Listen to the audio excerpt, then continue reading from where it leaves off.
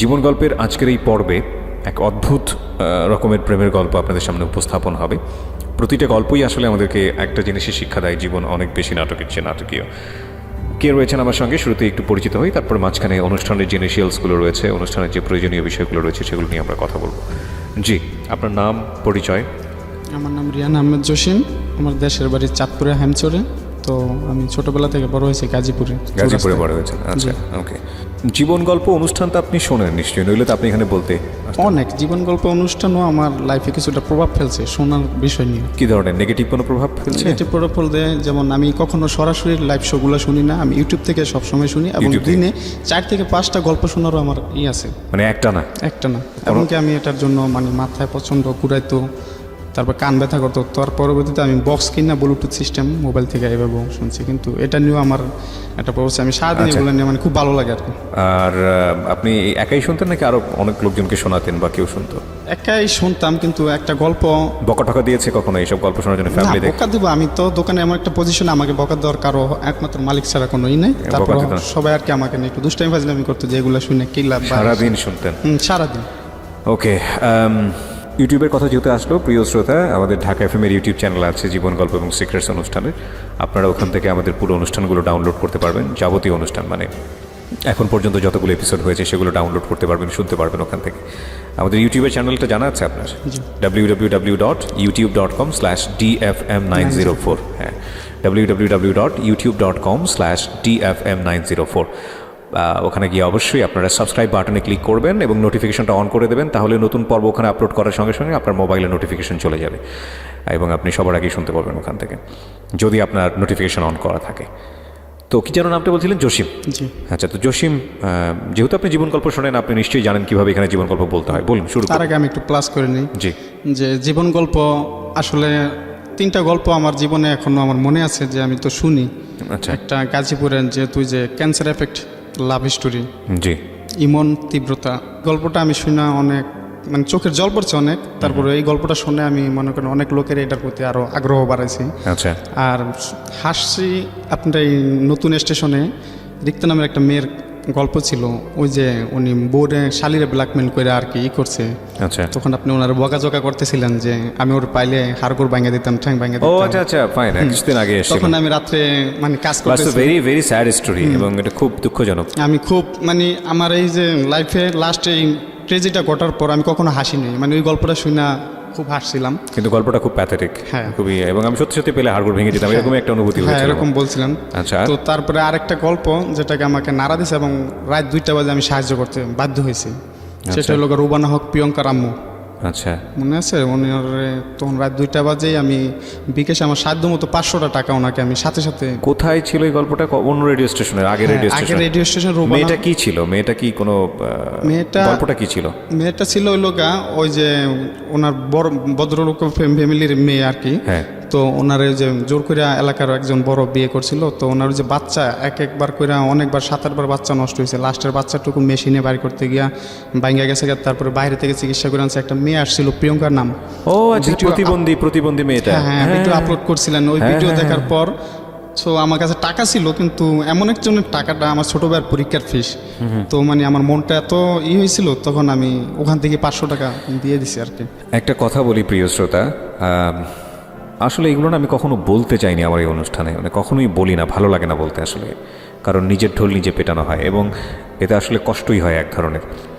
এই যে জীবন গল্প কিংবা আগের রেডিও স্টেশনে যে অনুষ্ঠানটা আমি করতাম, এগুলোর তো আসলে কন্টেন্ট সেম, মানুষ লাইফের স্টোরি বলেন, with the name of almighty আল্লাহ। আমি এখন পর্যন্ত এই অনুষ্ঠানের মাধ্যমে কত মানুষকে যে সাহায্য করতে পেরেছি আপনাদের সহযোগিতায়, এবং এই সাহায্যে অনেক সময় তারা যেই প্রবলেমটা নিয়ে আসেন সেই প্রবলেম সলভ হয়েও আরও বেশি হয়ে যায়। আবার কোনো কোনো সময় আসলে এই সাহায্য কিছুই না তাদের প্রবলেমের জায়গাটিতে, কিন্তু কত মানুষ যে সাহায্য পেয়েছেন এই অনুষ্ঠানের কল্যাণে, এটা নিঃসন্দেহে সৃষ্টিকর্তার কাছে কৃতজ্ঞতা আমরা জানাই। এবং আপনি চিন্তা করতে পারবেন না, এই যে ভদ্রলোক যিনি বললেন জসিম, যে ওটা অন্যের টাকা আমি বিকাশ করে পাঠিয়েছিলাম, এরকম কত মানে হৃদয়বান মানুষ যে তাদেরকে সাহায্য করেন। কিছুদিন আগে একটা গল্প এসেছিল, যদি আপনার শোনা থাকে, সিলেটের এক ভদ্র ফ্যামিলি রেপ হয়েছে। আমি এটা অ্যানাউন্স করার পর না, তার বিয়ে শাদী হয়েছে কিনা আমি এখনও আপডেটেড না, আমি খোঁজখবর রাখছি। আপডেট হওয়ার পর যেই সাহায্য এসছে তা দিয়ে মোটামুটি তারা সচ্ছল হয়ে যেতে পারবে। হ্যাঁ, তো এটা আসলে কত বড় দোয়া না, মানে প্রত্যেকেই কিন্তু প্রত্যেকের জায়গা থেকে একটা পার্টিসিপেট করলো এবং এটা কিন্তু জীবনে অনেক বড় হয়ে রিটার্ন আসে। তো যাই হোক, আজকের অনুষ্ঠানটা একটু অন্যভাবে শুরু হলো। ভালো লাগলো আপনার কথা শুনে। আপনারা পাশে আছেন বলেই এই অনুষ্ঠানটি এত সুন্দর, এই অনুষ্ঠানটি এতদিন পর্যন্ত চলেছে এবং এটা আরও সামনের দিকে যাবে ইনশাল্লাহ। আর এই অনুষ্ঠানে যদি আপনারা অংশগ্রহণ করতে চান, প্লিজ আমাদেরকে ফোন করবেন। আমাদের ফোন নাম্বারটি হচ্ছে 09611904 আমি আবারও বলছি 09611904। হ্যাঁ, তো জসিম শুরু করুন একেবারে ছোটোবেলা থেকে, যেখান থেকে মনে পড়ে। আমরা ফ্যামিলিতে বাবা মা আছে, আমরা 2 ভাই 2 বোন।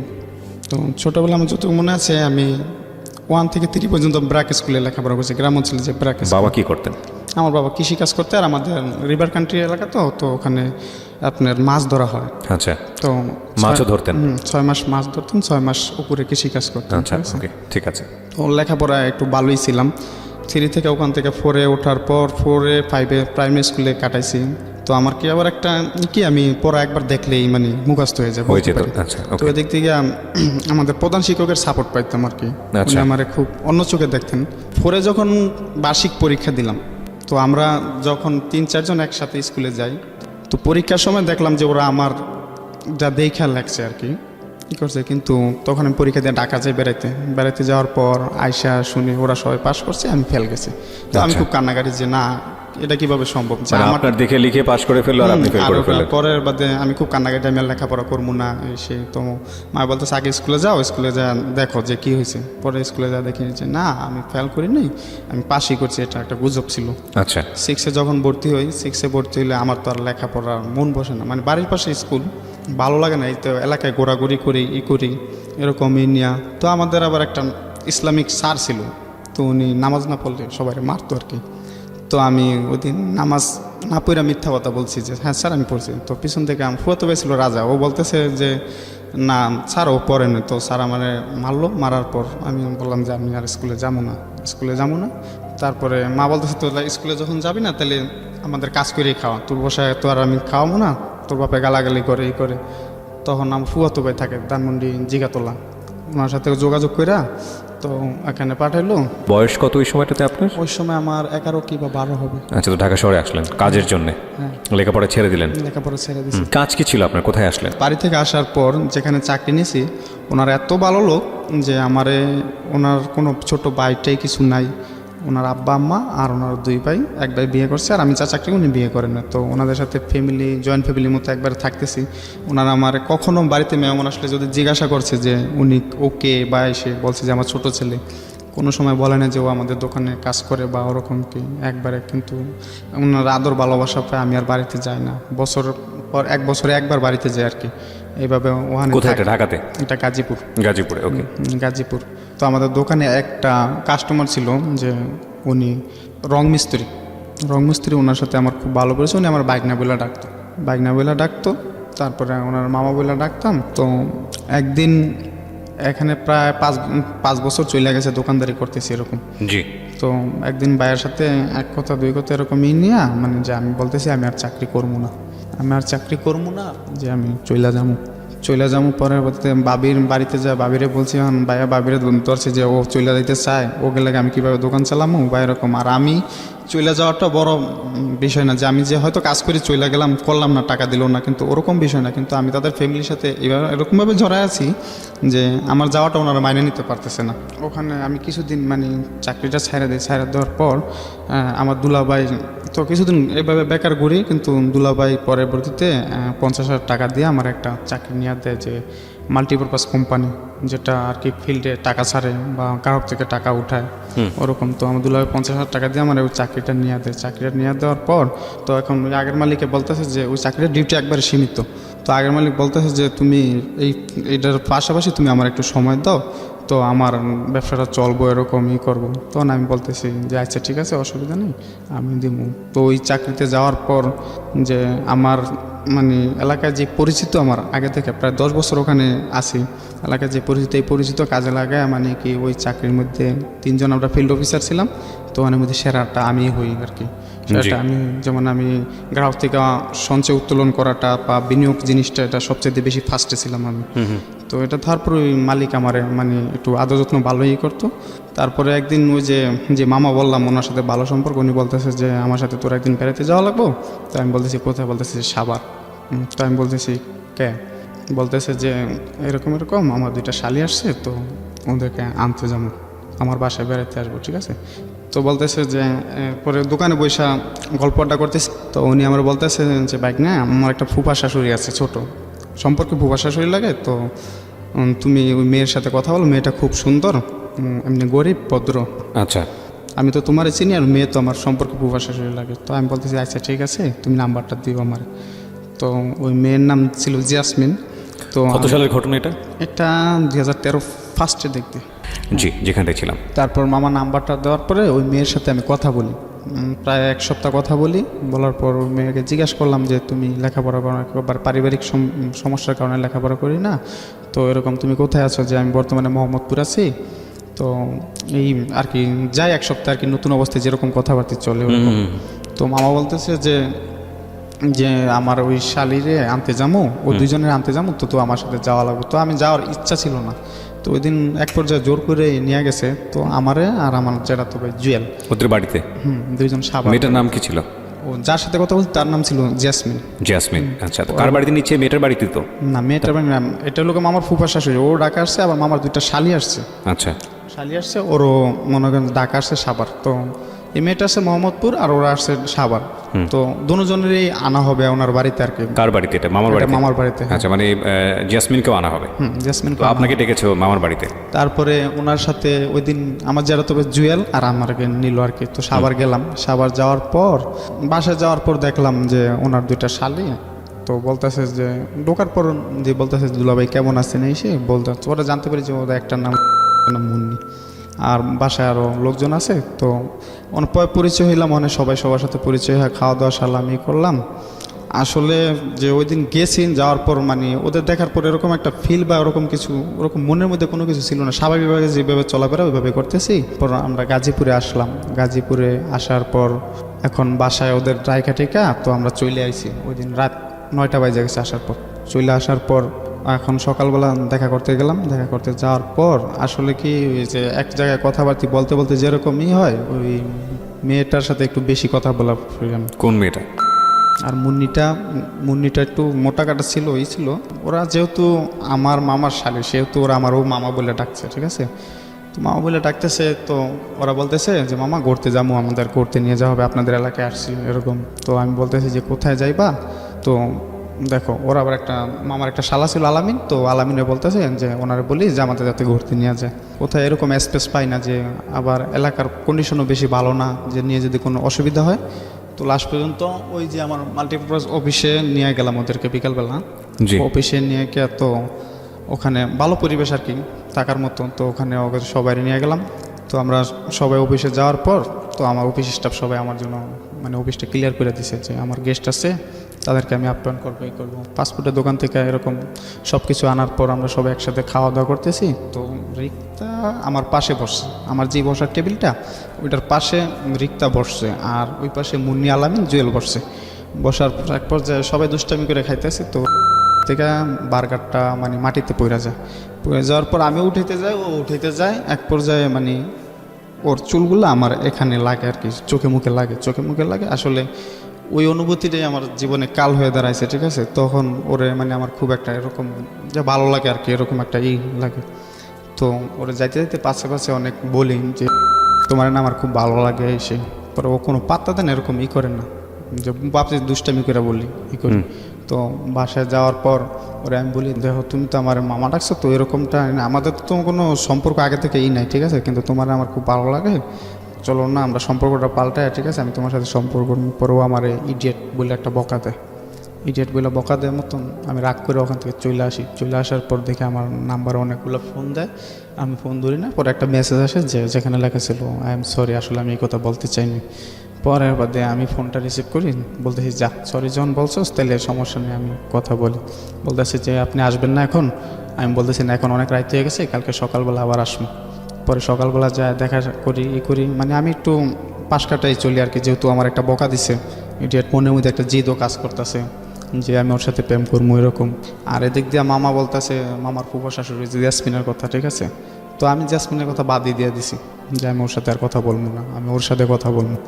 তো ওরা 2 দিন থাকলো, থাকার পর এখন যাবার পালা, এখন মামা ব্যবসা বাণিজ্য নিয়ে বিজি, তো উনি যাইতে পারবো না, তো আমার বলতেছে যে জসিম নিয়ে দিয়েই বহনে। তো আমি রাজি হয়েছিলাম না, কিন্তু পরবর্তীতে বাধ্য হয়ে আর কি যাওয়া লাগে। তো ওই দিন তাড়াতাড়ি অফিসের কাজগুলো সাইরা ওদের নিয়ে বাইর হই, মামার শালা আলামিন আর আমি যাই আর কি।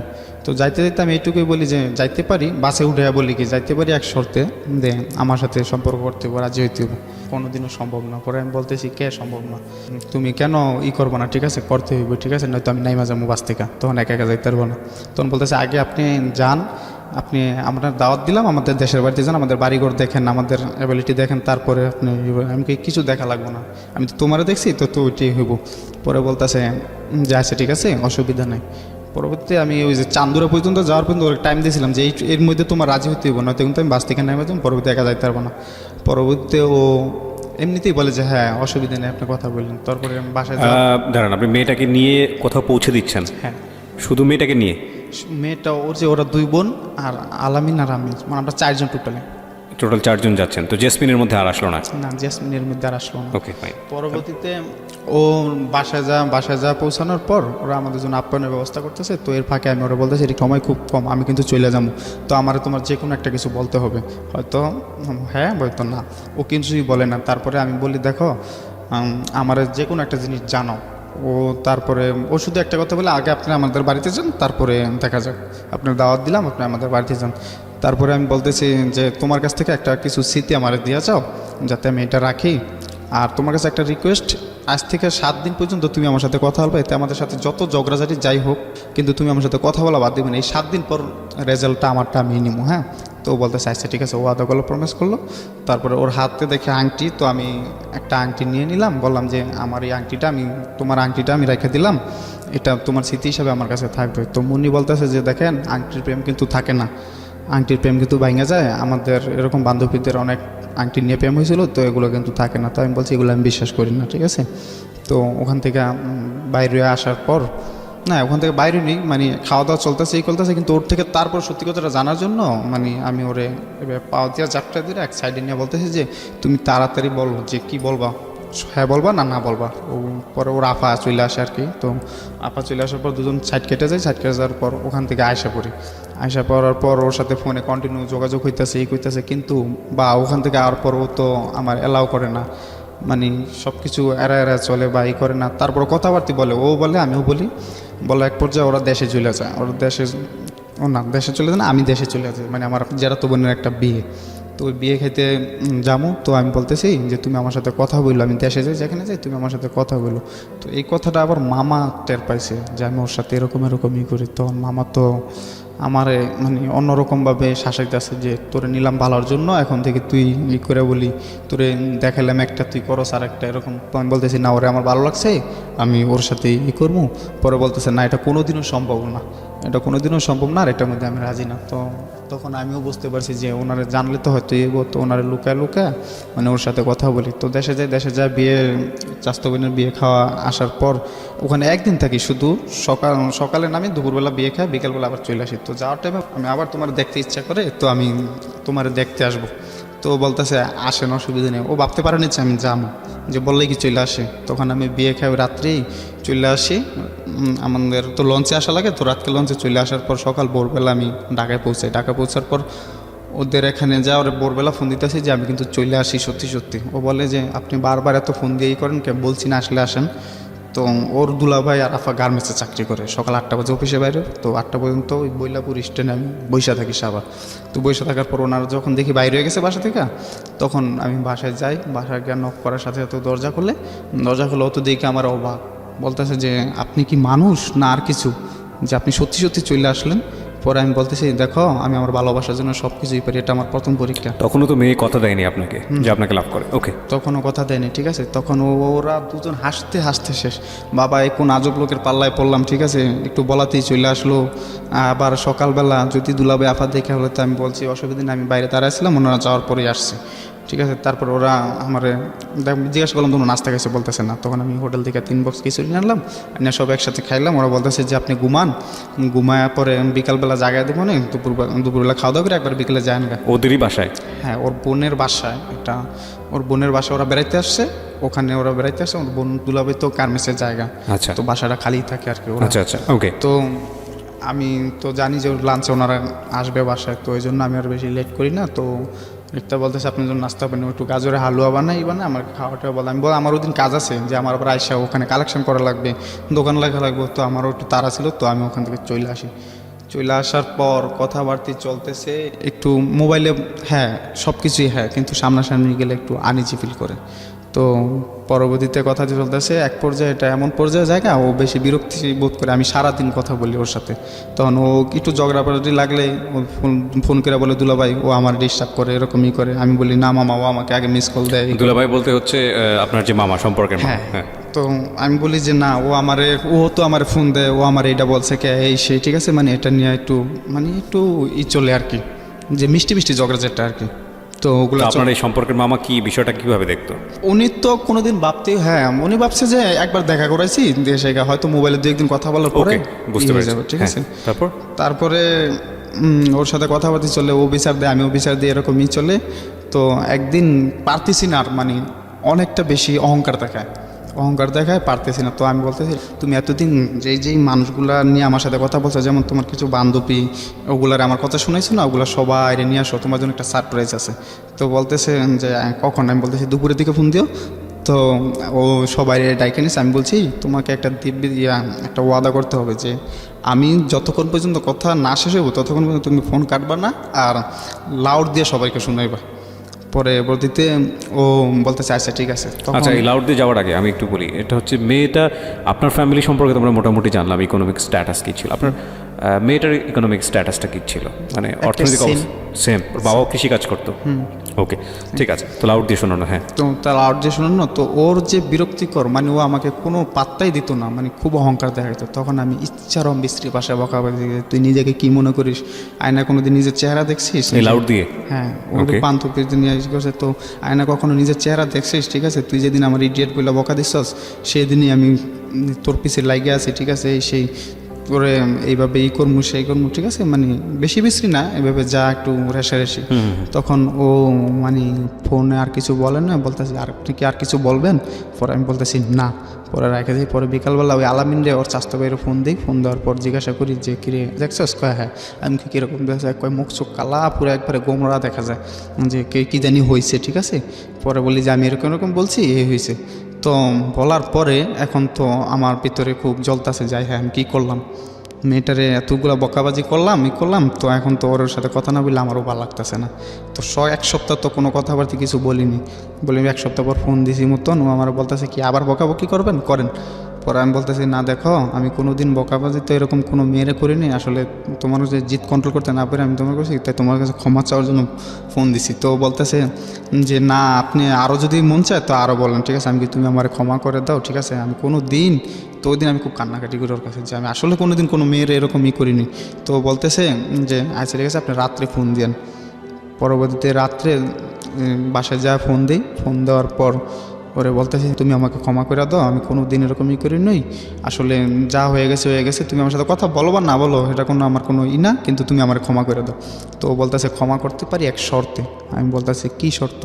পরে বলতেছে আমাকে ভালোবাসতে হবে।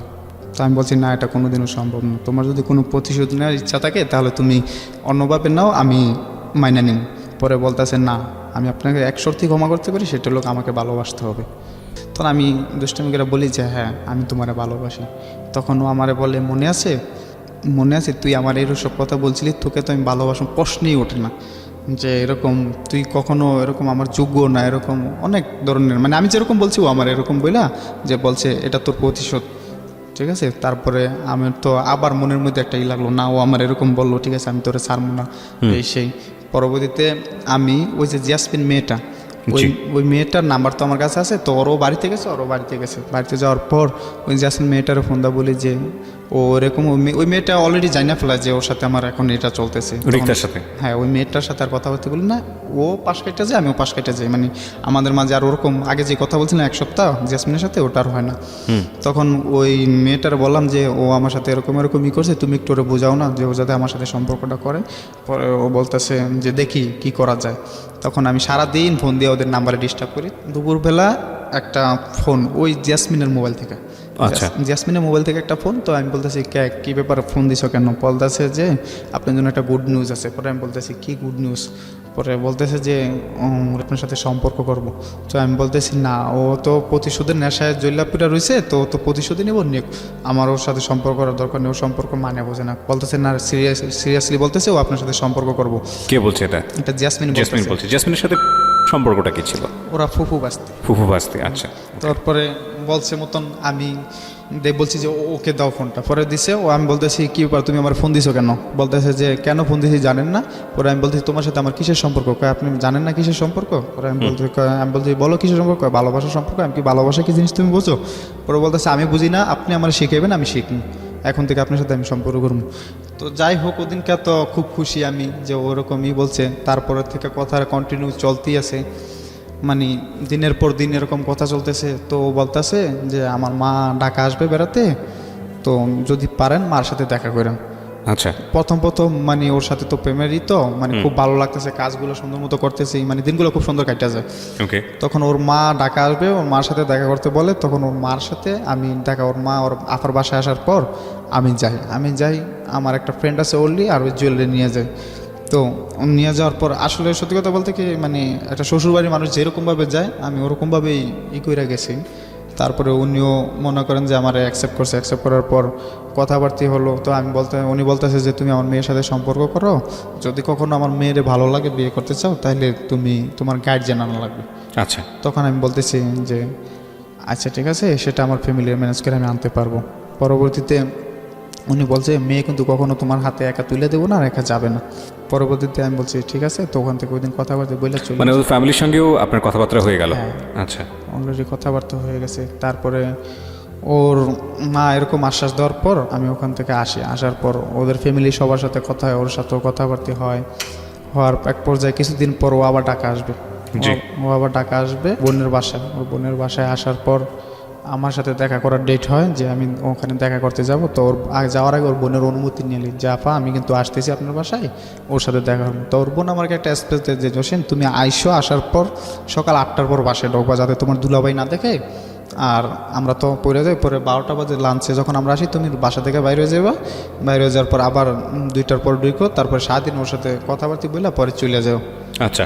বিষয়টা কিন্তু উনি আমাকে স্পেস দিতে আছে। হ্যাঁ, ছোট ছিলেন না বড় ছিলেন উনি? উনি বড় বোন ছিলেন। তো উনি ওনার এই আশ্বাসে তো আমি যাই, কিছু কেনাকাটা কইরা সব কিছু নিয়ে টিয়া যাই। তো বাসায় একা থাকে না, ওই যে ওনার আপার একটা মেয়ে আছে 5 বছর বয়স আর কি, জি। ওরা দুজন থাকে। তো ওদিন যায়, তখন আমি বলি এখন তো যাই হোক, কত ঝগড়াঝাটি কত কিছুর পরে তুমি আমার সাথে কথা বলতেছো, আমি তোমার সাথে কথা বলছি, আমাদের সম্পর্কটা কিন্তু একটু আগায় গেছে গা।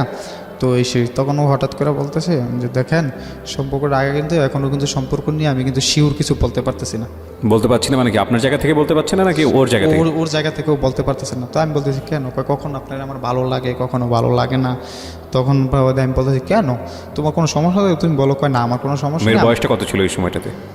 ও আমার সাথে 2 বছরের ছোট হবে আর কি। আপনার বয়স কত তখন? আমার তখন বয়স 20 হবে। ওকে। এক পর্যায়ে মানে দুজন কথা কাটাকাটির মধ্যে মানে একটু রাগান্তিতেও বাসায় জায়গা, ঠিক আছে। যাওয়ার পরে এর বাদে ও আমারে এরকম বলার পরে আমি তো মনে করি না এখন চইলা যামু। ওরে বলতেছি যে তোমার কাছে আসলাম, তো তুমি তো আমার কিছুই দিলা না, ঠিক আছে। তো ওখানে আর কি রুমে তো একা থাকি, তো ওই বাচ্চাটা ঘুমায় রয়েছে, ঠিক আছে। তো আমি ওরে আর কি তখন ও বলতে যে লাইট অফ করেন এভাবে করে না, ঠিক আছে, আগে লাইট অফ করেন, ঠিক আছে। তখন আমি এরকমভাবে ওর সাথে করতেছি।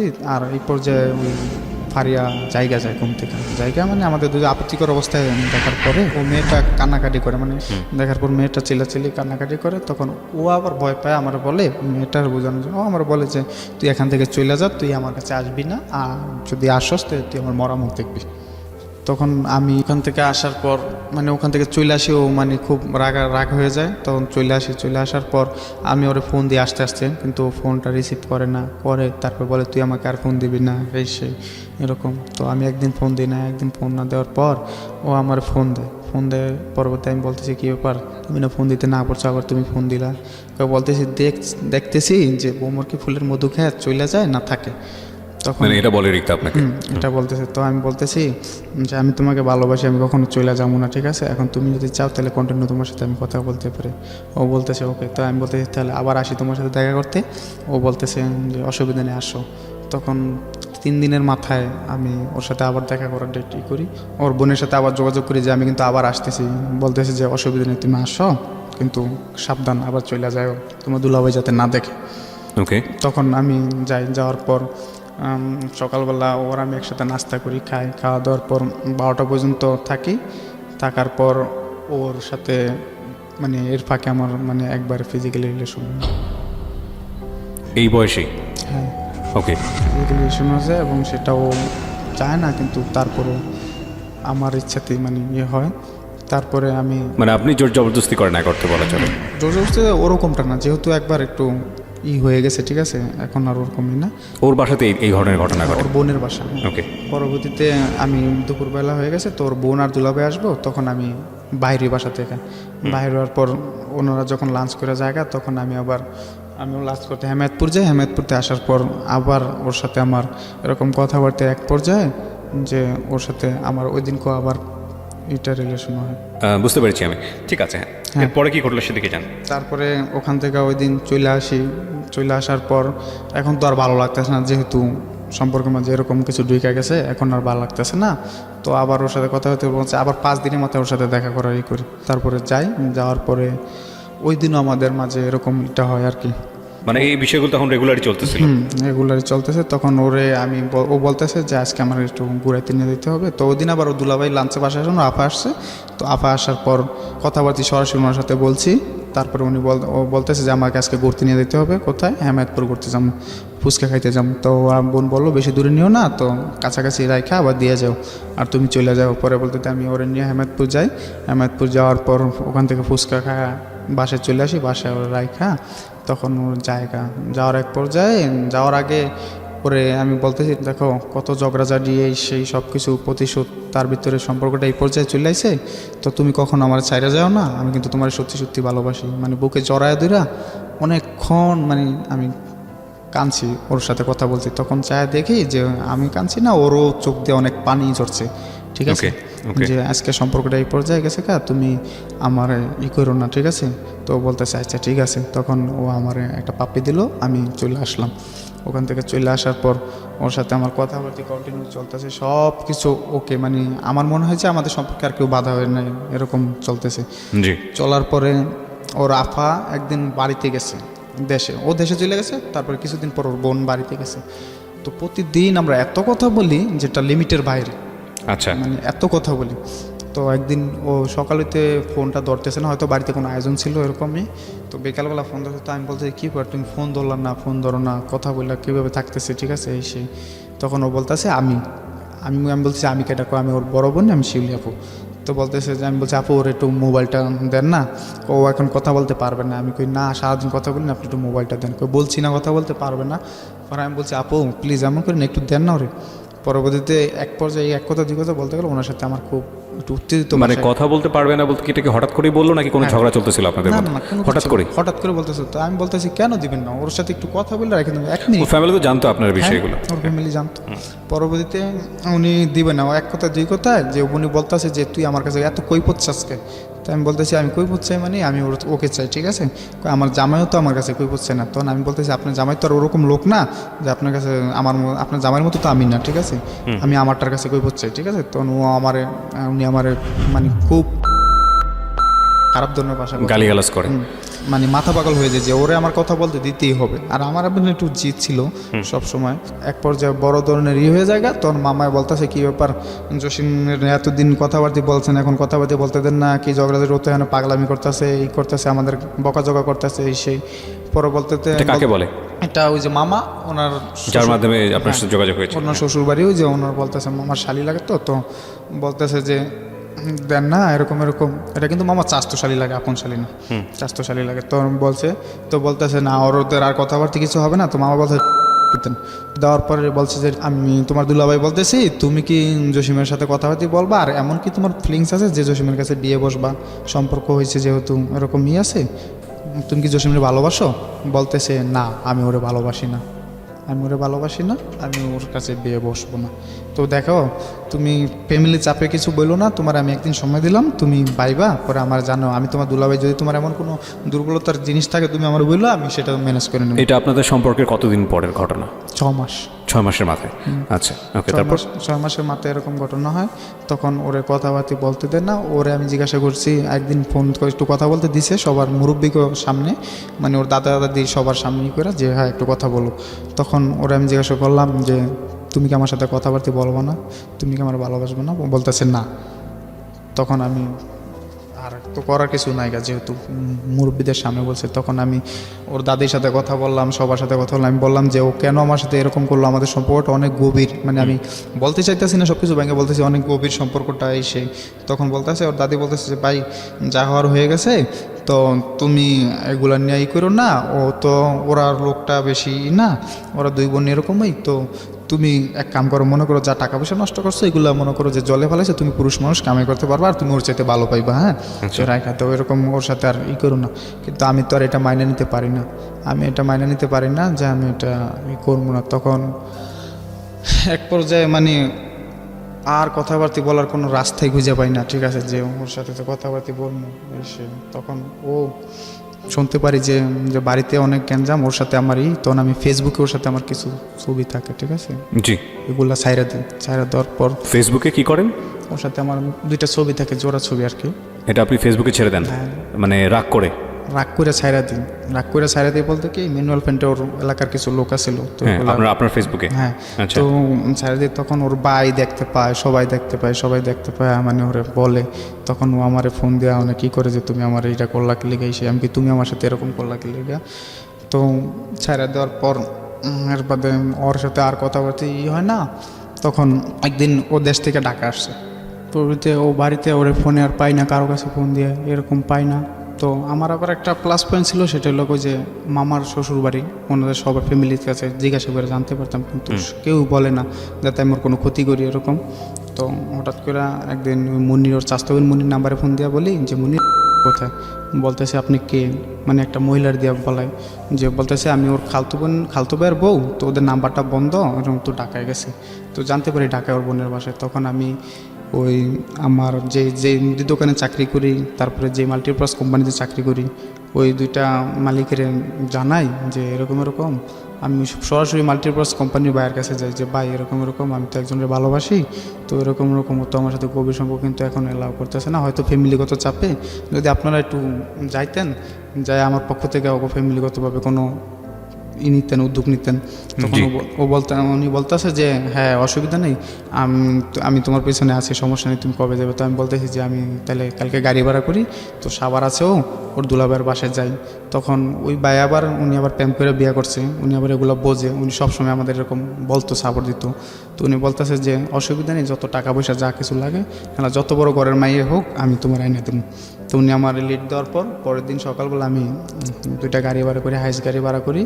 তখন এই মালিকরে বোঝান লাগবে, তখন এই মালিকরে বুঝাইতে যান, ওনার বাপেরও বুঝাইতে গেছে। তখন উনি বলতেছে না এই ছেলের বিয়ের বয়স হয় নয়, এরকম ও এখন কেন বিয়ে দিব, ওরে আমরা এত বছর ধরে পালন করি, ওর ডিসিশন আমরা নিমু। কে বলছে এটা?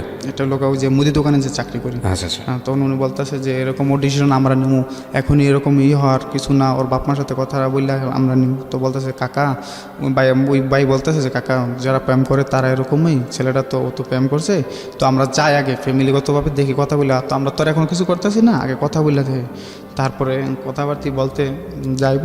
তো এই টাইমে বলতেছে যে ভাই বলতেছে যার ভাই যামু তার তো একটু জানান দরকার। তো আমি আমার দুলাভাইরে নিছি, দুলাভাইরে নেওয়ার পর আমার 2টা মালিকের নিছি, আরও এলাকার বড় ভাই এখন নিছি, নেওয়ার পর যাবো। এখন ফোন দিছে ওই ওর দুলাভাইয়ের কাছে, বলতেছে যে ভাই আমরা তো আপনার বাড়িতে আসতেছি আপনার শালির দেখতে। আচ্ছা। তো বলতেছে কোন বিষয়ে, বলতেছে যে জসিমের সাথে ওর সম্পর্ক, এটা তো ব্রেকআপ হয়েছে, দেখি আমরা একটু ফ্যামিলিগতভাবে কথা বলে দেখি। তো বলতেছে দেখেন ভাই, ও আমার বোন না, ও আমার শালি, ঠিক আছে, তো ওর বিষয়ে কিছু বলার আমার অধিকার নাই। তো আপনারা যদি যান তাহলে ওর বাড়িতে যান, ওর বাড়িতে যান, ওর বাড়িতে গেলে হয়তো এরকম কিছুটা একটা ফলাফল পাইবেন, কিন্তু ও তো আমার শালি, ওর বিষয়ে আমার এর চেয়ে বেশি কিছু বলারই নেই। তখন যাইতে দিব না, তখন আমি বলতেছি না, আমি গাড়ি ভাড়া করছি, আমি আজকে যামই, ঠিক আছে, ওর সাথে দেখা করবোই, ও যখন ডাকাইছে, অনেকদিন ধরে কথা বলতে পারি না। তখন আমি আমার আটকে রাখে অনেকে। তারপর বিকালবেলা ছাড়ার পর আমি বিকালবেলা আমার একটা ফ্রেন্ড আছে যে হেলাল আর লোক জসিম আর একজন আমার মিতা, ওরে নিয়ে আমি এই সাভার যাই। সাভার যাওয়ার পর ওই বাসায় যাওয়ার পর দেখি ও বাইরে দিয়ে তালা মারা। তো আমি জানলা করতেছি, তো খুলছে, খোলার পর ও বলতেছে যে কী চান। আমি বলতেছি তুমি এরকমভাবে কথা বলো, কী চাই, তুমি জানো না আমি কেন আসছি। কতদিন পরে দেখা হলো?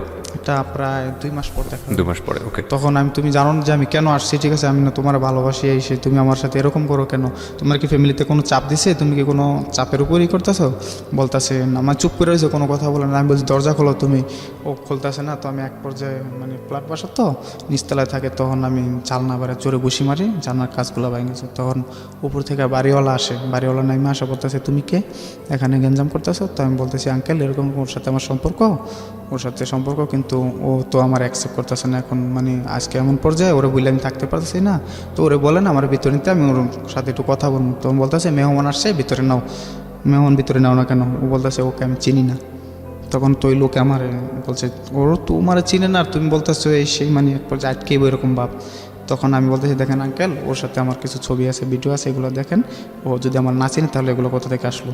তখন দেখাইলাম, উনি বলতেছে এই মেয়ে তোমার যদি নাই চিনো তাহলে তোমার সাথে এগুলো আসলো কোথা থেকে।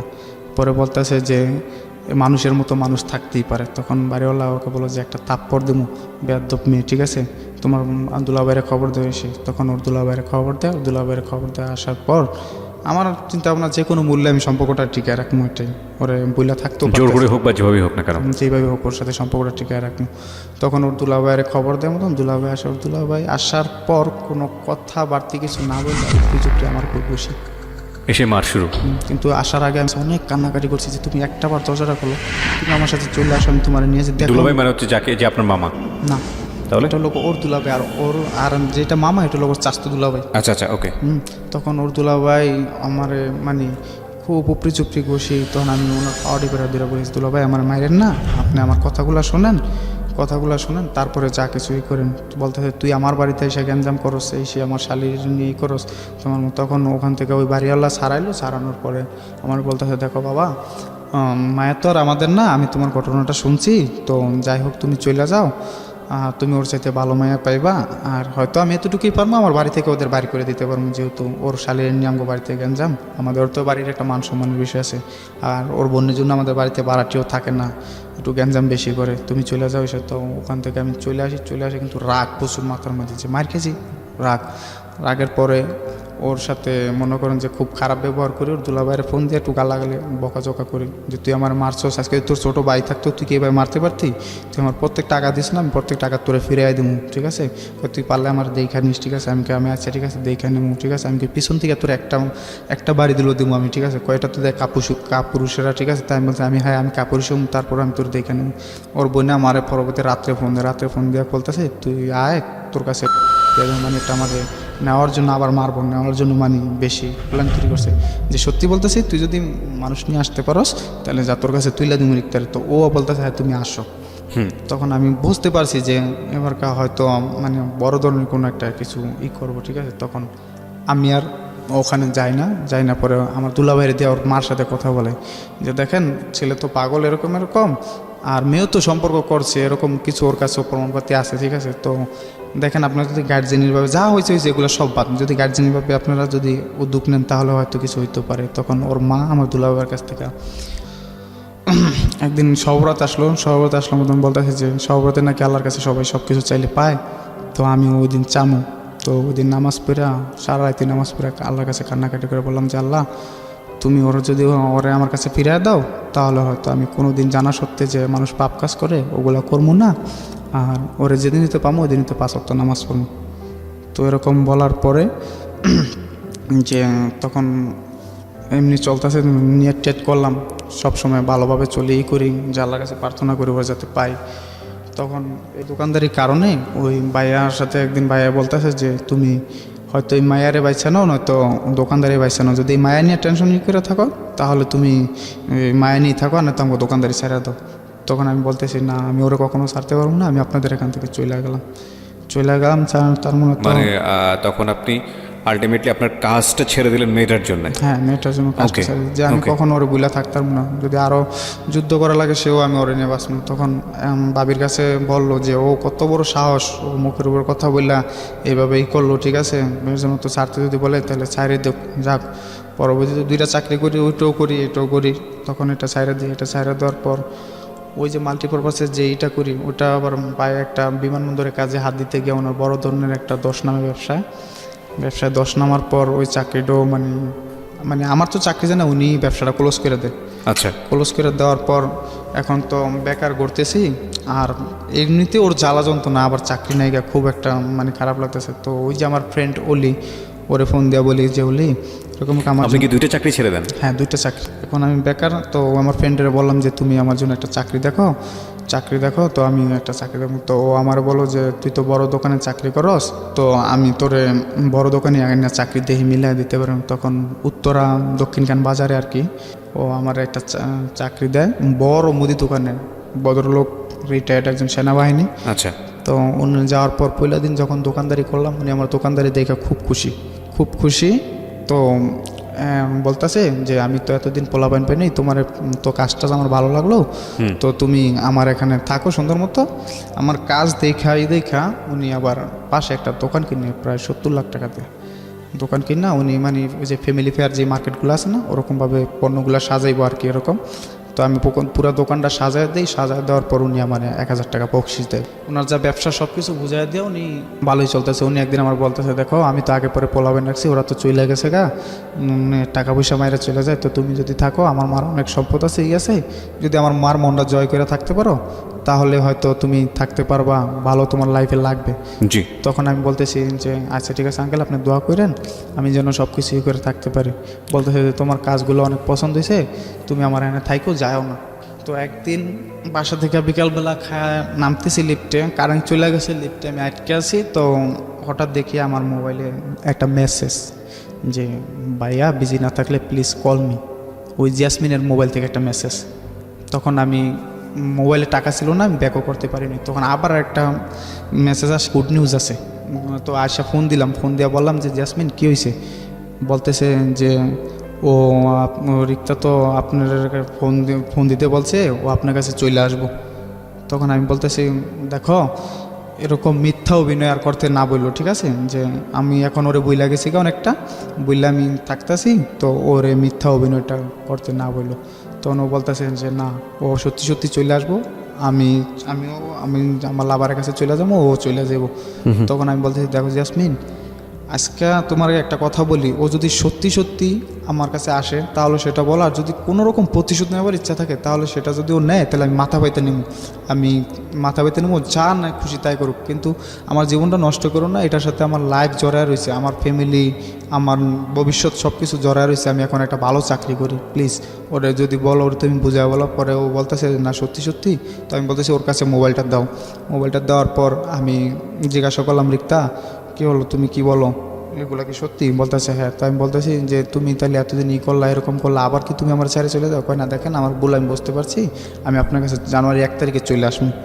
তখন চলতেছিল নভেম্বর মাস চলতেছিল। তখন আমি ভাবলাম যে গাজীপুরে আমি থাকলে হয়তো কাজ কাম না করলেও মানে চলতে পারি, অ্যাবিলিটি এরকম আছে, 1 বছর 6 মাস চলতে পারবো, যেহেতু 10 বছর ওখানে ছোটো থেকে বড় হয়েছি, যে ওখানে আমার পরিচয় আছে, সব কিছু আমি চলতে পারবো, আর ওখানে থাকারও আমার কোনো সমস্যা হবে না। কিন্তু উত্তরে আমি নিউ, তো এখানে আমার কোনো লোকের সাথে পরিচয় নাই, আমি ওরে রাখতে পারবো না। তখন আমি ইচ্ছাকৃতভাবে উত্তর ওই চাকরিটা ছাইরা দিই।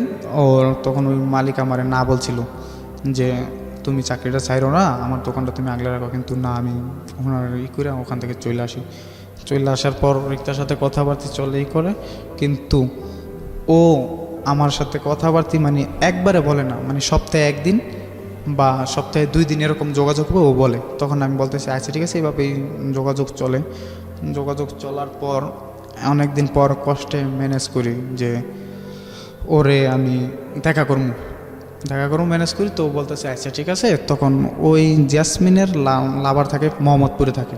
তো মোহাম্মদপুরে বলতেছে যে ওর কাছে যায় আপনি থাকবেন, তো ওরা আপনারা দুজন একসাথে আসবেন, আমরা আসমু তাও দেখা করবো। তখন ওই ছেলের কাছে যাই মোহাম্মদপুরে যাওয়ার পর ওর বাসায় রাতে থাইকা পরদিন সকালবেলা আমরা ওদের সাথে দেখা করতে যাবো। ওদের গ্রামের বাড়ি ওই মাদারীপুর শিবচরে যায়। শিবচরে যাওয়ার পর ওরা আসবে, তো পাঁচচর একটা জায়গা আছে খুব সুন্দর, ওই জায়গায় ওরা আসবে, ওখানে আমরা দেখা করবো। তো অনেকক্ষণ ওয়েট করার পর দেখলাম ও আর ওর বান্ধবী আসলো। ওর বান্ধবী আসার পর আমি বলতেছি যে কই তোমরা এখন আসো না? বলতেছি আমরা আশা করছি, তুমি সোনার বাংলা প্লাজার এখানে দাঁড়াও।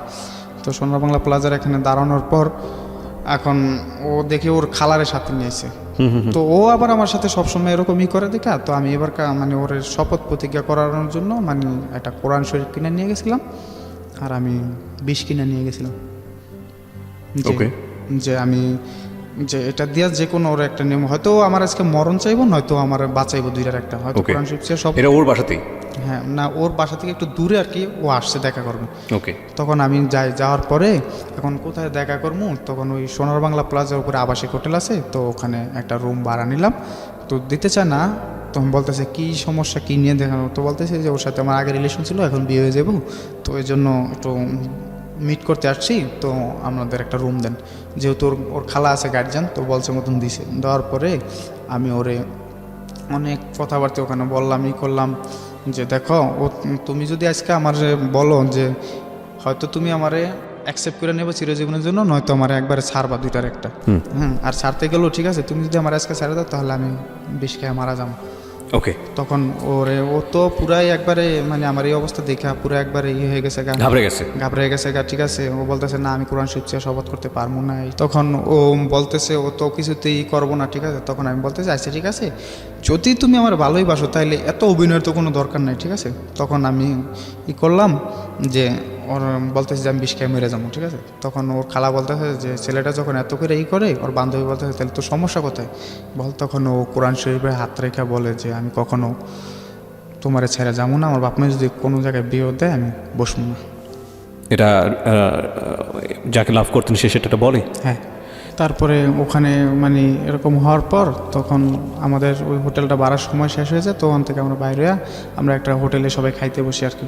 খাইতে বসার পর ও আমার খাওয়া দেয়, আমি ওর খাওয়া দিই। এরকম হওয়ার পর এখন চলে যাইব, তো ও যে চলে যাবো আমার ভালো লাগতেছে না, যে দেখা করলাম এত দূরতে আসলাম চলে যাবো। তখন আমি বলতেছি আমি তোমার শিবচর পর্যন্ত আগে দিয়ে আসি, তো নিব না, যদি কেউ দেখলে সমস্যা আছে এই সেই।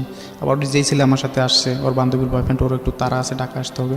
তখন আমি বলতেছি চলেন না একটু শিবচর পর্যন্ত আগে দিয়ে আসি। তো শিবচর পর্যন্ত ওদের আগে দিয়ে আসলাম।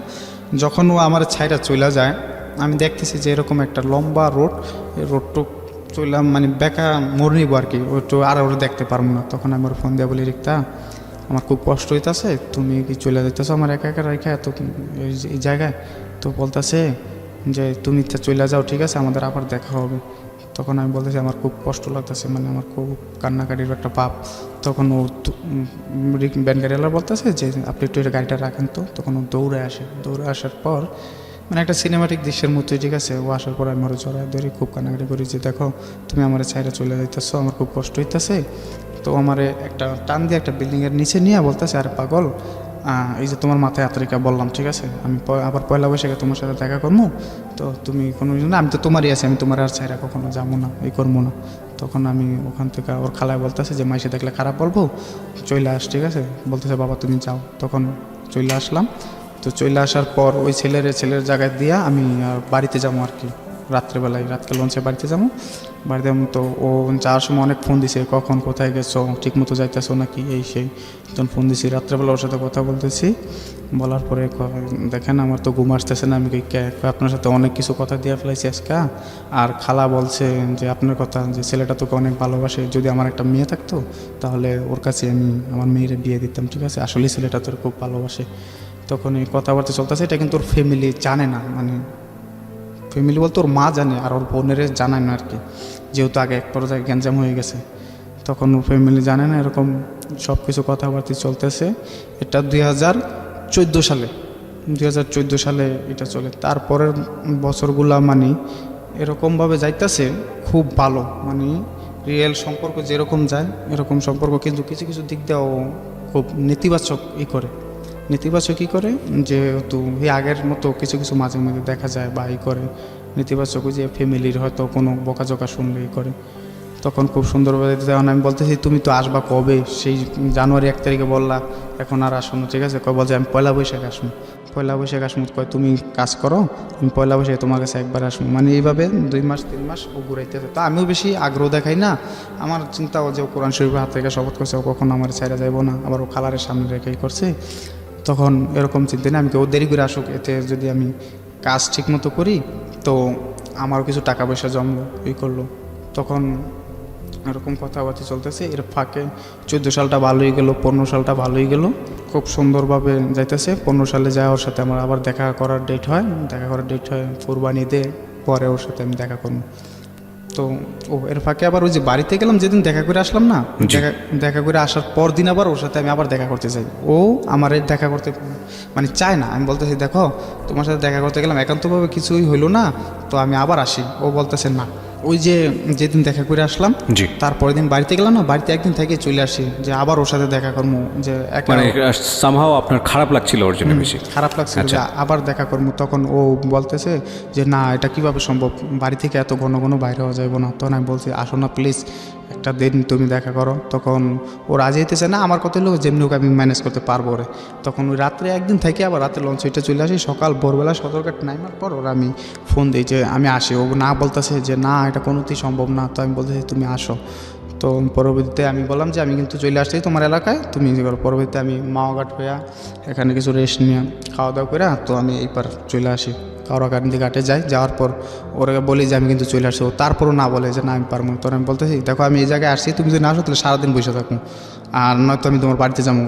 তখন ও বলতেছে আচ্ছা ঠিক আছে আমি আমার বান্ধবীরা নিয়ে আসি। কিন্তু আমি বলি না একা আসো, পার্সোনালভাবে তোমার সাথে আমার কথা আছে। তখন ও আসে, আসার পর দেখা হয়। এখন ওদের এলাকাটা আবার একটু হট, মানে মেয়ে ছেলে এক জায়গায় দেখলে হয়তো কেউ করে। তখন আমি বলতেছি যে তুমি চলো আমরা দুজন যেভাবে আবাসিক হোটেলে রুম নিছি ওখানে গিয়ে দেখা করি এই করি। তখন ও বলতেছে না এখানে ভাইয়ার বন্ধুরা থাকে, এরা থাকে। তাই বলতেছি তুমি তেজকাপ পরে আসো, সমস্যা তোমার চিনবো না, কয় না চিনবো। তখন ও যাইতেছে না, আমি ওর হাতটা খুব জোর করে ধরি। তখন ওই ছেলের ফোন দিই আবাসিক হোটেলের, ওরে বলি যে আমার একটা রুম লাগবো। তো বলতেছে কে কে, আমি বলতেছি আমি আমার জিএফ, ঠিক আছে। ও বলতেছে না এইভাবে তো ভাড়া দেওয়া যায় না আমার। তখন আমি খুব রাগারাগি করি, কিসে যায় নাকি, আমি কালকে নিছি না, তুমি আমার নাম ঠিকানা এন্ট্রি করছো না, সমস্যা কি? পরে বলতেছে যে দেখি আমি মালিকের আগে ফোন দিলে, তোর মালিকের ফোন দিছে, তোর মালিকে না বলছে। তখন আমার না বলছে, আমি বলছি দেখ আমার খুব দরকার, আমার রুমটা একটু দে। পরেও বলতেছে যে দিতে পারি এক শর্তে, আমার টাকা একটু বেশি দেওয়া লাগবে, কিন্তু খাতায় এন্ট্রি করবো 300 টাকা। মালিক যদি আপনার ফোন দেয় তাহলে আপনি 300 টাকার কথা বলবেন। তো আমি বলছি আচ্ছা ঠিক আছে। তখন ও যাইতে চায় না, কিন্তু ওরা আমি হাতটা শক্ত করে দিই, বলছি তুমি আমার সাথে ওঠো, এতটুকুই, আর বাস কোনো কিছু না। তখন ও ওঠার পর ওখানে মানে কথাবার্তা হয়, আমাদের কিছু কথাবার্তা হওয়ার পর মানে এক পর্যায়ে ফিজিক্যাল রিলেশনটা হওয়ার পরে ও ওই দিন ও চায় না, কিন্তু আমি ওর কাছ থেকে গেছি। তো এক পর্যায়ে বলছে আচ্ছা ঠিক আছে তাহলে আমার চোখ বাইন্দা তুমি যা কিছু তা করো। তখন মানে আপনি জোর জবরদস্তি করতেন? তখন ও আমার সাথে মানে ওর হওয়ার পর তারপরে ও বাসায় চলে যায়। ও বাসায় চলে যাওয়ার পর এইভাবে কথাবার্তা চলতেছে। 2014 সালটা ভালোই গেল, 15 সালে আইসা ওর সাথে আমার দেখা সাক্ষাৎ হবে। এখন সবাই জানে যে ওর সাথে আমার সম্পর্ক চলতেছে, আর ও বিয়ে বসলে আমার কাছে বসবো, আর আমিও বিয়ে করলে ওর কাছে বসবো। কিন্তু শুধু ওর ফ্যামিলিটা একটু কন্ট্রোল করে চলাটা আর কি। তো এদিক দিয়ে আবার ওদের বাড়িতে একটা গ্যাঞ্জাম কি, ওই যে মামা ডাকছি ওনার শ্বশুরবাড়ি আর ওদের বাড়ি, ওরা কখনো অ্যাডজাস্ট হয় না। মানে একজনের উপল কেউ হাই হয়ে যাক এটা কেউ চায় না। মানে ওরা চায় ওরা নিচে থাকুক, ওরা চায় ওরা নিচে থাকুক, ঠিক এরকম ফ্যামিলিগত সমস্যা। আর এটার প্লাস পয়েন্ট নিয়ে হয়তো কিছু দুর্বলতার পয়েন্ট আমি খুঁজে পাইতাম, করতাম। তখন 15 সালে ওর সাথে দেখা করার কথা, ঈদের মধ্যে ওর সাথে দেখা করতে আবার আসছি। আসার পর এখন ও স্বাস্থ্য বোনের জামাই, রূপালীর জামাইয়ের নিয়ে আসছে। ওর একটা স্বাস্থ্য বোন আছে ছোটো, ওটার বিয়ে হয়ে গেছে, ওটার জামাইয়ের নিয়ে আসছে। আর ওর একটা ভাগ্নি আছে তামান্না, ওই তামান্নারে নিয়ে আসছে। আর আমি আমার ফুফাতো ভাই রুবেল আর আমার ওই যে ফ্রেন্ডটা জুয়েল, ওরে নিয়ে গেছি। নিয়ে যাওয়ার পর আমাদের দেখা হবে। এখন ওর সাথে আমার আগেই কথা যে ও আসবে দেখে আমি অনেক কষ্ট করতেছি যে হোটেলের একটা চাকরি পাইছি, হোটেলের চাকরি পেয়েছি ম্যানেজারের পোস্টে। তো আমার আবার নাইট ডিউটি পড়তো প্রচুর, নাইট ডিউটি করতে করতে আমার শরীর অবস্থা খারাপ। তো দেখা করতে গেছি মতন, তো আমি আবার একটু খুব শুকায় গেছিলাম। তো আমার দেখা বলতেছে যে মানে কীরকম জানি আমার দেখে আরও ভালো লাগতেছে না বা এরকম এই সেই। তখন ও তামান্নারে বলতেছে, তামান্না তুই ওরে বল যে আমাদের সম্পর্কটা এখানে ক্লোজ করে দিতে।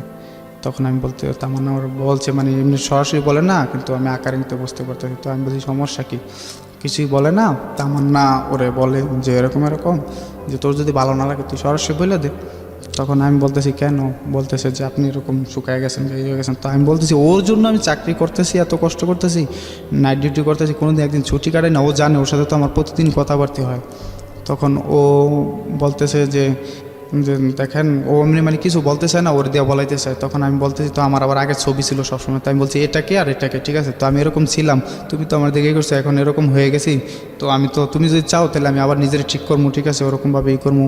তখন ও খুব করে আনইজি ফিল করার পরে আমি ওর চাচাতো বোনের জামাই, যেটা আমার সমবয়সী, ওরে বললাম যে ভাই আজকে এত কিছুর পরেও ওর জন্য আমি এত কষ্ট করে চাকরি বাকরি ছাড়লাম, করলাম, তো এখানে এত কষ্ট করে ওর জন্য টাকা পয়সা জোগাইতেছে, ও যদি আজকে আমার এরকম বলে তাহলে কিন্তু আমার মৃত্যু ছাড়া কোনো পথ নেই, যেহেতু আগে পরে আমাদের এরকম হয়ে গেছে। তখন ও ওরে বুঝাইলো, বোঝানোর পরে আমি রাগ করে মানে ওখানতে আয়সা পড়ার পর যে একটু রোডের কাছে দাঁড়াই যে আমার আর এই জীবন রাখা লাভ নেই, ঠিক আছে ও যেহেতু বারবার আমার সাথে নিয়ে এরকম করবে, তখন কিন্তু এটা খুব খারাপ দিকেই যায়। তখন ও ছেলেটা আমার বলতেছে যে আমি ওর দুলাভাই, আমি হানিফ বলতেছি যে ও কোনো দিন কোনো জায়গায় বিয়ে বসবে না, ও আপনাদের সম্পর্ক সব কিছুতে আমি শুনলাম যে ও যদি কোনো দিন বিয়ে বইতেও যায় তখন আমি আপনার হাতে ওরা উঠাই দিন, এটা প্রমিস করে গেলাম আমি আপনার কাছে। তখন ওরাও বোঝায়, ও বোঝানোর পরে ও আমার বলে আছে ঠিক আছে যা হোক হয়ে গেছে গা, আপনি মনে কিছু নিয়েন না, এগুলো নিয়েন না, ঠিক মতোই করেন, আপনি আপনার চেঞ্জ করেন। আর আমিও ওও শুকিয়ে গেছিলো অনেকটা, মানে টেনশনে পড়া হয়ে গেছিলো। তখন করার পর তখন এখন আমাকে বাড়িতে আমি মানে এই বিষয়টা শেয়ার করলাম যে দেখেন আমি তো ওরে এরকম এরকম ভালোবাসি, তো এরকম এটা ফ্যামিলিগত সবাই জানে যে ওরা আমি বিয়ে করতে চাই। তখন বাড়িতে কেউ রাজি না, আমগো বাড়িতে কেউ রাজি হইতে চায় না। তো আমগো বাড়িতে কেউ রাজি হইতে চায় না, আমি মারে বললাম যে মা ছোটোবেলা থেকে তো অনেক দূরেই ছিলাম, ঠিক আছে তো টাকা পয়সা যা কিছু ইনকাম করি তোমাকে ওই দেবো, কিন্তু বিনিময় ঠিক আছে ওরা আমি বিয়ে করবো, আর কিচ্ছুই চাই না তোমার কাছে, ঠিক আছে। তো বলতে তোর পাপে তো রাজি হইব না। তখন আমি বলতেছি যে আব্বারে রাজি করার দায়িত্ব আপনার, ঠিক আছে। তখন মায়ে আব্বারে রাজি করানোর দায়িত্ব নিল, এবং আব্বা এমনি সরাসরি রাজি হয় না, কিন্তু আমি থাকি আবার আমার আফার শ্বশুর বাড়ির গাজীপুর ওরা থাকে, একসাথে জয়েন্ট ফ্যামিলি এভাবে থাকি। তখন ওনার ফোন দেওয়া বলে যে ভাবি যদি কখনো আমার ছেলে এরকম ভুল করে কাউরে নিয়ে আসে বা বিয়ে শাদী করে ফেলায়, তখন আমরা না থাকি, আপনারা বরণ করে নিয়ে নিন, মানে ওখানে বইলা দিছে আর কি। তখন মা ওর নাম্বারটা নিল, নাম্বারটা নিয়ে ফোন দিয়া ওরে বললো যে দেখো তুমি তো এরকম আসবা, আর আমরা যতটুকু জানি তোমরা দুজন একা একা, হয়তো তুমি তোমার ফ্যামিলি তো দিব না, তুমি তো এইভাবে আসবা। তখন যদি কোনো সময় তোমার ফ্যামিলি কোনো রকম বেজাল করে বা করে মামলা মোকদ্দমা করে, তখন তুমি কাদের পক্ষে থাকবা? ও বলতেছে যে আমি আপনাদের পক্ষে থাকবো আন্টি, আমি আপনাদের কাছে চলে আসবো, ঠিক আছে। তখন মা বলতেছে অসুবিধা নাই, তুমি যদি আসো তোমারে আমি আমার মেয়ের মতো করে দেখবো, আমাদের তো বাড়িতে মেয়ের দুটোর বিয়ে হয়ে গেছে গা, আর তো কেউ নেই, তুমি আর আমি থাকবো এরকম। তো ওর কথাটা আবার রেকর্ড করে আমরা রাখি। ও আমারে মানে যেভাবে জীবনটা গড়ার এইভাবে দিক নির্দেশনা দেয়, আমি ওর কথা মতো চলি, মানে খুব ভালো লাগে আমার, খুব ভালো লাগে। এরকম কাজ করতেছি 2016 সালে আয়সা আবার ওই যে ওর বান্ধবীর এটা মানে এরকম বিয়ে হয়ে যায়, ওর যে ওরা বয়ফ্রেন্ড গার্লফ্রেন্ড, ওদের বিয়েটা হয়ে যায় 2016 সালের 16 ফেব্রুয়ারি। তো তখন পর্যন্ত কথাবার্তা হয়, সব কিছুই হয়, কিন্তু যেদিন ওর বান্ধবীর বিয়ে হয়ে যায় আমার ইনভাইট করছিল, কিন্তু ওই যে ওর পারিবারিক সমস্যার কারণে যায়নি, তাহলে সন্দেহের তীরে দেখবে করবে, তখন যায়নি মতন। ওর যেদিন বিয়ে হয়ে যায় মেয়েটার উঠায় নিয়ে যায়, ওই দিন রাত্রে দেখতে এত পাগল হয়ে যায়, মানে কিছুক্ষণ পর আমার ফোন দেয়, শুধু আমার মানে আমরা কেমনি কী করবো, এই করবো সেই করবো, বিয়ে শাদী করবো, এগুলো নিয়ে খুব জিজ্ঞাসা করে। তখন আমি বুঝতে পারি যে ওর কাছ থেকে ওর বান্ধবী যাওয়াতে ও মনে এরকম কিছু ফিল করতেছে, তো আমার জিজ্ঞাসা করতেছে। তো এবার কেউ মাঝে মধ্যে ডাকা আসতো, ওর খালাগো বাসায় বেড়াইতে আসতো, কিন্তু ভাই ওর সাথে আমার এত কথা হইতো যা আমার মনে হয় না যে আমাদের মতো কেউ কথাবার্তা বলছে। আমি 5 ঘন্টা অন্তর ওর সাথে কথা না বললে আমার শরীরে জ্বালা পড়া শুরু হয়ে যেত। আমি এই তো কিছুদিন আগে একটা এমনি হিসাব টান দিছি যে ওর সাথে আমি প্রায় 1,60,000 টাকার মোবাইল বিল দিয়েছি, এরকম 1,60,000 টাকা? 1,60,000 টাকার শুধু মোবাইল, এই FNF এর যুগে, এই 25 পয়সার যুগে আমি এই বিকাশের মধ্যে 5,000 10,000 টাকা লোড করে রাখতাম, রাত 2টা 3টায় যদি লোড হয়ে যায় তখন কোথায় পাবো এই সেই। বুঝুন অবস্থা। ওকে, তখন 16 সালের শেষের দিকে আইসা আবার তো আমি আবার আরেকটা সম্পর্ক বলতে কি এইভাবে মোবাইলে কথা বলি, একটা মেয়ে আছে মাহি নামের একটা মেয়ে, একটা ও যে ওদের বাড়ির পাশে একটা ছেলে থাকতো আমার বাইকনা সম্পর্ক, ওর নাম্বারটা দিয়েছে, ওর সাথে দুষ্টামি পাইলে আমি করি যে এমনি রং নাম্বারে কথা বলি, তোমার আমার খুব ভালো লাগে যে সেই আমি তোমার দেখছি কিন্তু আসলে দেখিনি। তো এরকম কথা বলতে এক পর্যায়ে আমি আবার অনুমতি নিয়ে বলি যে দেখো একটা মেয়ের সাথে এরকম কথা বলতেছি, তুমি কি বলো? বলতেছে বিয়ের আগে যা কিছু তা করে নাও, ঠিক আছে, বিয়ের পরে কিন্তু আর কোনো কিছু হবে না। তখন আমি বলতে চাই আচ্ছা ঠিক আছে, ওর সাথে কথা বলি, ওর সাথে যা করি শেয়ার করি। তখন কথাবার্তি বলি ওই মেয়েটার সাথে, ওই মেয়েরা ঢাকা চলে আসে একবারে বাড়িঘর নিয়ে, ওরা গাজীপুরে কাশিমপুরে থাকে। পরবর্তীতে ওই মেয়ের সাথে কথাবার্তি হয়, তো একদিন ওই মেয়ের সাথে দেখা করতে যাই মতন, তখন ওই ফার্স্ট মেয়ের সাথে দেখা, আগে মেয়েরে বলছি যে আমি তোমার ভালোবাসি এই সেই, ঠিক আছে, কিন্তু দেখা করতে গিয়া ওই আমি আর মানে ওরকম জড়াই না, কারণ আমি জানি যে যদি আমি ওরকম খারাপ কিছু জড়াই নিলে ও কোনো দিনও আমার কাছে আসবে না, এরকমই করবো না, এই জিনিসটা মাথায় রেখে ওরে বলি ওর সাথে দেখা করতে যাওয়ার পর মেয়েটারে দেখলাম ভালোই এরকম, তো মেয়েটারে আমি বলি যে তুমি আমার বন্ধু সম্পর্কেই থাকো, আমরা দুজন বন্ধু সম্পর্কেই থাকি। তো ওদিন দেখা করে আসার পরে হাসাহাসি করলাম অনেক কিছু, যে এরকমই করলাম। ও আমারে বলতেছে যে বিয়ের আগে যা খুশি তাই করো, বিয়ের পর আমি তোমার এক চুনও ছাড়বো না, বা এরকম আমার কথার বাইরে অবাধ্য হইতে পারবো না, যাইতে পারবো না। তখন আমরা আবার মেসে থাকতাম, আমি মেসে থাকতাম, ওই হোটেলের ম্যানেজারই করি, রাত্রে ওখানে ঘুমাইতাম। তখন ও ওই যে আমার মেসের যে পোলাপানগুলো আছে ওগুলা মানে দেখি আমাদের মেসে একটা মেয়ে আসছে, ওরে সবাই টিটকারি করে মেয়েটা বডি ফিগার ভালো, আসলে কেউ ওর প্রেমের অফার দিতে পারে না, বা দেখলে সব করে। তো আমাদের বাড়িওয়ালা ভাইয়া মানে এমন একটা মানে জিনিস যে ওনারা এখনও রাজ শাসন করে, মানে এলাকায় এতটাই প্রভাবশালী। ওনারা যদি বলে যে এখন দিন এখন রাত, তখন ভয়ে মানে কেউ কিছু বলে না। আর আমাদের ওই বাড়িটার মধ্যে প্রায় 300 রুম আছে, 300 রুমের মধ্যে আমরা ওখানে থাকি আর কি। তখন ওই মেয়েটা, তখন ওই যে আমার একটা রুমমেট ছিল মানিক আর জুয়েল, ওরা বলতেছে যে ওরা যদি প্রেমের ফাঁদে ফালাইতে রাস তো রাজবাড়ি মাঠে নিয়ে তোরে ফুচকা খাওয়াবো। তো আমি বলতেছি যে এটা আমার কাছে কোনো ব্যাপার না, ঠিক আছে। এটা আপনার লাইফে গার্লফ্রেন্ড থাকা অবস্থায়? হ্যাঁ, ওকে, এটা ওদের সাথে করে গার্লফ্রেন্ড থাকা অবস্থায় তারপরে এটাও আমি সাথে শেয়ার করি। মেয়েটার নাম ছিল পিঙ্কি। তো আমি বলি এই পিঙ্কি নামের এই মেয়েটা এরকম বাইরে ধরছি, তো ওর সাথে আমি এরকম প্রেম করি, কথা বলি, ঠিক আছে। তো বলতেছে অসুবিধা নাই। আমি বলছি রিয়েল কিন্তু তুমি আমার, ঠিক আছে, এগুলো কিন্তু দুষ্টামি করি। পরবর্তীতে ও বলে যে আচ্ছা ঠিক আছে। তখন ওই মেয়েটারে প্রায় 6 মাস টার্গেটে রাখি, কোনো মতেই কাবু করতে পারি না। তখন একদিন হঠাৎ আমাকে পাশের দোকান দেখে মোবাইলে টাকা লোড করতে আসছে। তখন আমি দৌড়ে যাই, ওই পাশের দোকানদার আমার পরিচিত, আমি বলতেছি যে দাদা আপনি প্লিজ তাড়াতাড়ি আমার নাম্বারটা লেখেন, ঠিক আছে। দাদা লেখে আমার নাম্বার, আমি মুখস্থ করি ওই মেয়ের নাম্বার, মেয়ের যেহেতু মেয়ে আগে লিখে ফেলাইছে। তখন মেয়ের নাম্বারটা মুখস্থ করে আসার পর ওই মেয়ের সাথে আমার মানে রং নাম্বারে কথাবার্তা হয়। মেয়ে বলে আপনি আগে ফোন দিয়েছেন, আমি বলি না তুমি আগে ফোন দিচ্ছ, এরকম এসে তখন মেয়ে তো দেখা করার জন্য পাগল, কিন্তু মেয়ের রুম আমার রুম পাশাপাশি, সকালবেলা দুপুরবেলা রাত্রেবেলা প্রায় সময় ও আমার দেখে আমি ওর দেখে, ও আমার চিনি আমি ওর চিনি। তখন মেয়ে দেখা করার জন্য পাগল এই সেই। তখন আমি বললাম যে আচ্ছা ঠিক আছে তুমি দেখা করতে আসো। তো একদিন দেখা করতে আসলে আমি ওর ডোজ দিই, দেখা করি না। তখন ও কান্দে, যে বলে আপনি আমারে এভাবে ডোজ দিলেন, তো এটা কিন্তু ঠিক না, ঠিক আছে, আপনিও যদি কেউ এরকম ডোজ দিত তো আপনি করতেন। তখন আমি বলতেছি আচ্ছা ঠিক আছে তুমি কালকে এসো। তো ওই দিন রমজান মাস ছিল, আমরা খুব দোকানদারি করতেছি। তো মেয়েটা আমার দোকানের সামনে দেওয়া অফিসে যাইতে হইতো। তো আমি ইফতারি বেচতেছি, আমার দোকানে বড় করে ইফতারি বেচতেছি। তো মেয়েটা আসার টাইমে আমার ফোন দিছে, খুব বৃষ্টি, আপনি কোথায়? আমি কই তুমি বাসায় যাও, বাসায় গিয়ে ফ্রেশ হয়ে আসো, আমি এখানে আসি। তো আসার পর মেয়েটা একেবারে আমার দোকানের সামনে এসে আমার ফোন দিতেছে। তো আমি ফোনটা সাইলেন্ট করে রাখছি, তখন আমি আর ধরি না। তখন মেয়েটা রোডটা পার হইয়া একটা বিল্ডিং আছে, ওই বিল্ডিংয়ের এখানে দাঁড়ায় বলতেছে, আমি রিসিভ করছি, আমি বলতেছে যে আপনি কি আসবেন না? তখন আমার খুব মায়া লেগে গেলো যে আর কালকে ঘুরাইছি আজকে ঘুরামো। তখন আমি যাওয়ার পরও আমার দিকে বলে আপনি আমার নাম্বার কোথায় পেলেন? পরে বলতেছি যে আমার তো একই প্রশ্ন, তুমি আমার নাম্বার কোথায় পেলে? খুব খারাপ লাগে যে বাসায় যায় যদি কারো কাছে বিচার দেয়, বাড়িওয়ালার কাছে বিচার দেয়, তাহলে তো আমার অবস্থা খারাপ আজকে। তখন আমি খুব ভয়ে দোকানদারি শেষ হয়েছে, আমি বসে পেপার পড়তেছি, পায়ের উপর পা দেওয়া। তো অনেকক্ষণ পেপার পড়ার পর আমি এইভাবে পেপারটা নামাইছি, চায় দেখতেছি ওই মেয়ে আমার সামনে টেবিলে বসে নাস্তা খাইতেছে। তখন ওর আব্বা, ওর ছোটো ভাই, তখন ও আমার দিকে হাসতেছে। তখন আমি বলতেছি কী ব্যাপার তুমি আসলাম? বলতেছে নাস্তা খাইতে আসছি, ইশারায় বুঝাইতেছে। তোর আব্বা একটু ওদিকে গেলে আমি বলতেছি তুমি বাসায় যাও আমার ফোন দিও। বলতেছে আচ্ছা ঠিক আছে। তো বাসায় যাও আমার ফোন দেয়, ফোন দেওয়ার পর এমনি কথাবার্তা বলি, তখন ওরা আমি বলি দেখো তোমার আমি ভালোবাসি, এরকম তোমার আমার ভালো লাগে, তুমি কি আমার সাথে সম্পর্ক করবা? তো ও বলতেছে হ্যাঁ আমি করবো। পরবর্তীতে ওর সাথে কথাবার্তাই চলে, তখন ও আমার 2-1 দিন পর যাওয়ার পর আমি বলি তুমি কি আমার ভালোবাসো? হ্যাঁ। পরে আমি বলতেছি যে আচ্ছা তোমার সাথে আমি সম্পর্ক করতে পারি, কিন্তু এর মাঝে একটা জিনিস আছে যে আমি একটা জিনিস চাইবো সেটা দেওয়া লাগবে। বলতেছে কি জিনিস? পিঙ্কিকে বলেন এটা? পিঙ্কিকে বলতেছি যে দেওয়া লাগবে, ঠিক আছে। তখন ও বলতেছে আচ্ছা ঠিক আছে অসুবিধা নেই, আপনি যা চান তা দেখি চেষ্টা করি। তো নিশ্চয়ই ভালো কিছু ছিল না, এটা অনৈতিক কোনো ব্যাপার স্যাপার। ওকে। তোর বলতে আমি বলতেছি যে যে তুমি আমার একটা প্রেমের সাক্ষী দেওয়া লাগবো, আমি তোমার একটা কিস করবো। তখন ও বলতেছে আচ্ছা ঠিক আছে এটা তো আমি দেবো না, আপনি সুযোগ মতো করে নেন যখন সময় পান, ঠিক আছে। ঠিক আছে, আমরা এই পার্টি যেতে চাচ্ছি না, ফাইন। আপনি কি শুধু একটা কথাই বলেন, আপনি কি ওই মেয়েটার সঙ্গে এই বিষয়গুলো করেছেন?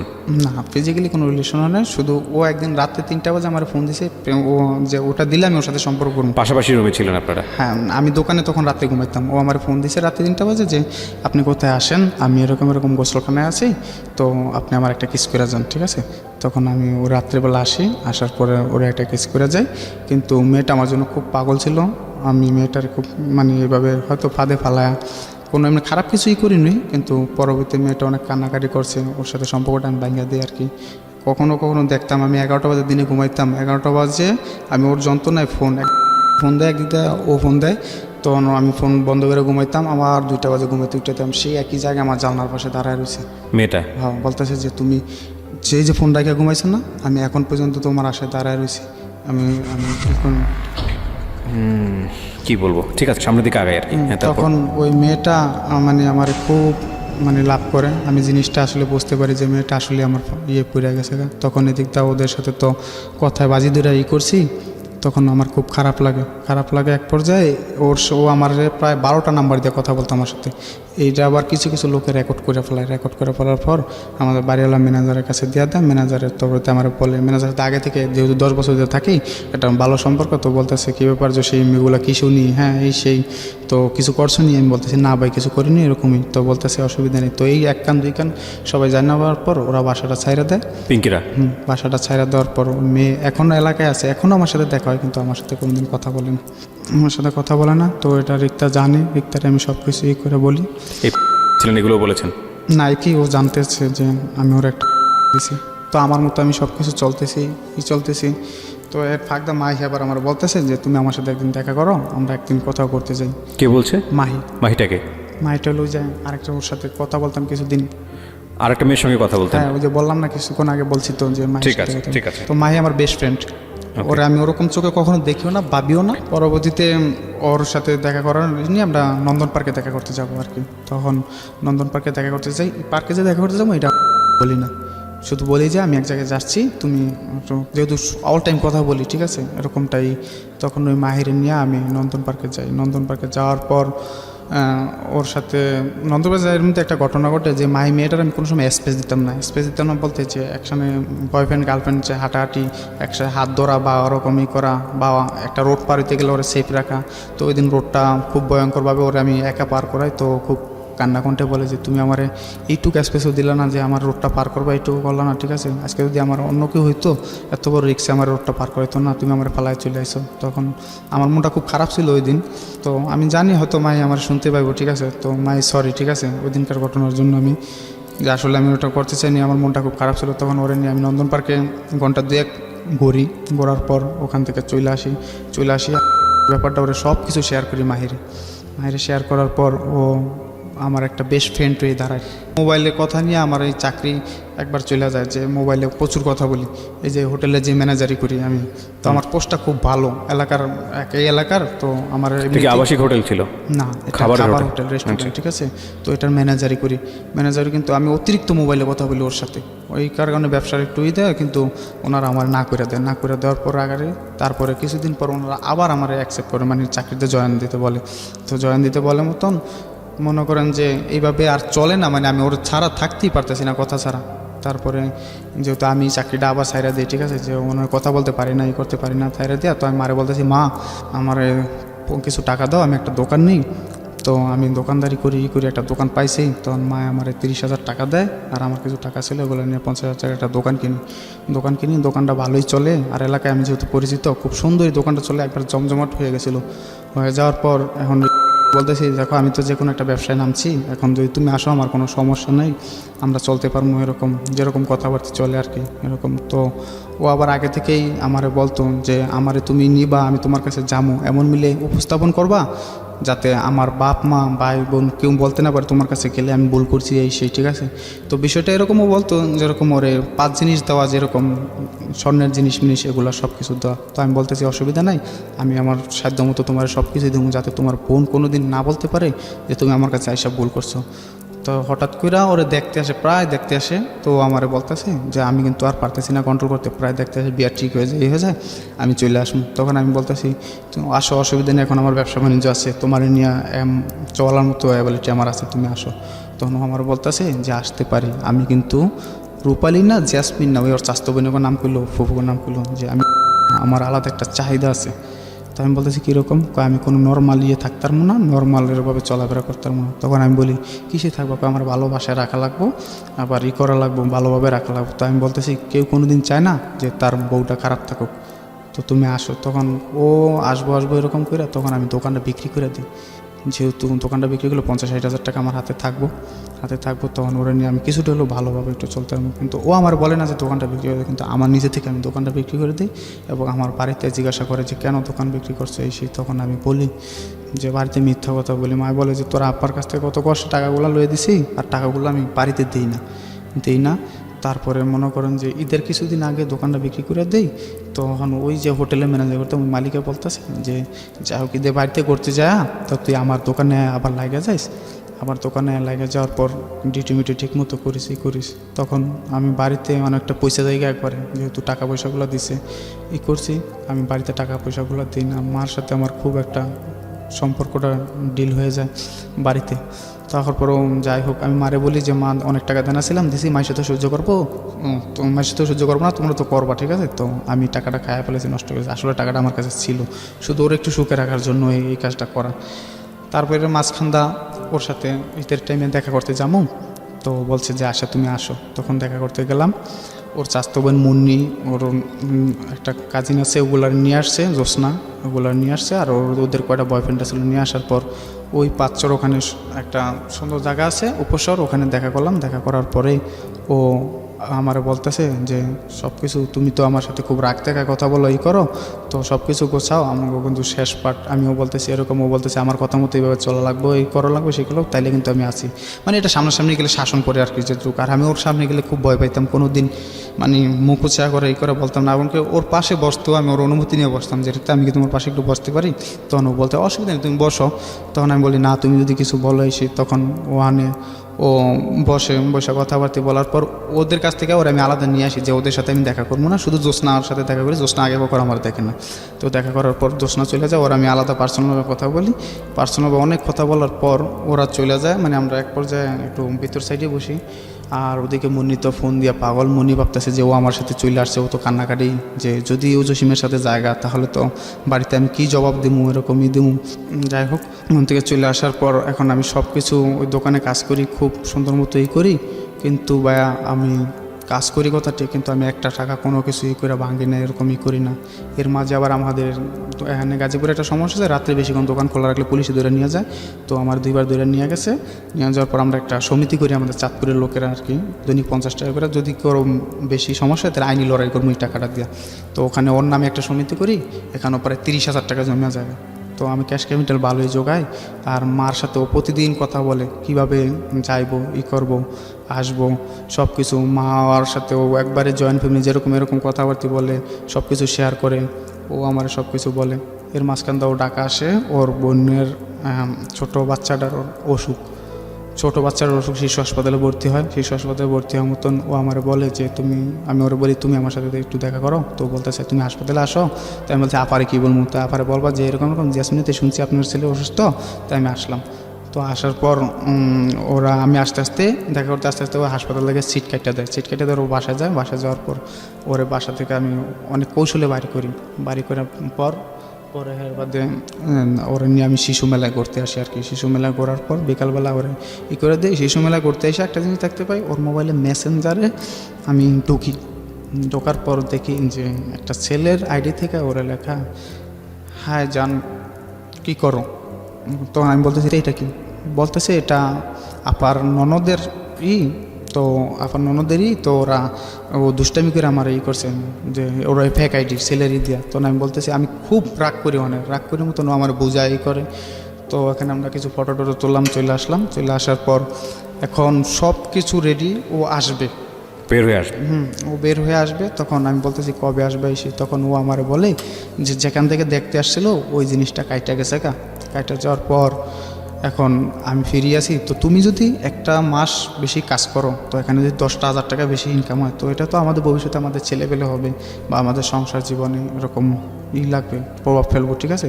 তো আমি যতদিন পারি বাড়িতে ম্যানেজ করে থাকি, যেদিন না পারবো এদিন তোমার কাছে আমি চলে আসবো। তো এদিক দিয়ে আবার বাড়িতে আমি একটা স্বর্ণের চেইন বাড়িতে আসে মারে বললাম যে মা আমি তোমার টাকা দিই, স্বর্ণের চেনটা ওর জন্য রেখে দাও আর কানের দুলগুলা করো। তো মা বলতেছে অসুবিধা নেই, আমাদের আর কে আছে, ওই তো পাইবো। আর ওরা আমি বলি যে যেদিনকে আমি তোমার বিয়ে করবো দিনকে তোমার একটা আংটি গিফট করবো আমি, ঠিক আছে। তো আর নাকের ফুল তো অ্যাভেলেবেল পাওয়া যায়। ওর আবার একটা ছিল, ও কখনো বলতো না, মানে এভাবে আকারে কিন্তু বুঝাইতো যে আমার একটা হার। তো আমি বলতেছি দেখো আমি আস্তে আস্তে যদি যখন আবার সম্পন্ন হবো তখন আবার আমি তোমার বানায় দিব, ঠিক আছে। যেহেতু আমি তোমার অনেক ভালোবাসি, ঠিক আছে, তোমার এগুলো বলা লাগবে না, আমি তোমার দিব না, ঠিক আছে। তখন এভাবেই তখন এই সে ফাঁক দিয়ে আবার মনে করেন যে আমার একটা দাঁতে খুব দাঁতের প্রবলেম হয়। তো ডাক্তারের কাছে যাই, ডাক্তার 10,000 টাকা লাগবে আর কি ও চিকিৎসা করে। আমি একটা শার্ট একটা গেঞ্জি পরে দোকানদারি করছি, আর বাকি টাকা জমাতেন ওর জন্য? আমি সব সময় ওর জন্য টাকা জমাতাম। আমি একটা দোকানের ম্যানেজারি পোস্ট, একটা হোটেলের বড় হোটেলের ম্যানেজারি পোস্ট, ঠিক আছে। আমার দ্বারা অনেক কোনো কিছু অসম্ভব ছিল না, সব কিছুই সম্ভব ছিল। কিন্তু আমি সব সময় ভাবতাম যে যদি ও আমার যদি কোনো কিছু জানতে পাইরা যদি ও আমারে দূরে সরে চলে যায়। আমাদের এখানে জুয়া খেলা হইতো, আমি আগে মাঝে মধ্যে জুয়াও খেলতাম, মানে পোলায় সমবয়সী পোলায় সাথে। আমার এখানে পোলা হয় না, বাবা খায়, মদ খায়, ঠিক আছে, সব কিছুই করে। কিন্তু কসম আল্লাহর আমি কোনো দিন একটা দিন মানে এরকম কিছুই করতাম না যে আমার সমবয়সী লোকেরা বলতো যে তুই এত ভালো হয়ে গেছিস যে সে, ঠিক আছে। আমি কোনো দিন কোনো নেশায় জড়াইনি, কোনো দিন কোনো কিছু এর মধ্যে জড়াইনি, শুধু ওর কথা চিন্তা করে। আমি জানি যে ও যদি আমার কোনো কিছু জানতে পারে তো ও আমার ছাইরা চলে যাব। ওরে বয়ে এরকম মানে কোনো সময়ই করতাম না। তারপরে আসার সময় হয়েছে, এখন আমি এর ফাঁকে মার একটু দেখা করার জন্য বাড়িতে গেলাম। হঠাৎ ওর চাস্তো বই না আমার ফোন দেওয়া বলতেছে জসিম তুই কি ভালোবাসিস খুব? পরে আমি বলতেছি হ্যাঁ। বলতেছে ওই যে মামার বউ মামি, তো বলতেছে যে যদি ভালোবাসিস তাহলে ওরে নিয়ে আয়। তো আমি বলতেছি কে মামি, কী হয়েছে? বলতেছে যে না তুই ওরে নিয়ে আয়, এটুকুই বললাম। আমি আবার ওর টেস্ট করি জানুয়ারিকে, আমি এরকম ভাবতেছি যে কে জানি তোমার আমার কাছ থেকে কায়রা নিয়ে দিতেছে। তো বলতেছে না তুই পাগল, এরকম কিছু না। কিন্তু ওই দিন ওরা দেখতে আসে আর কি।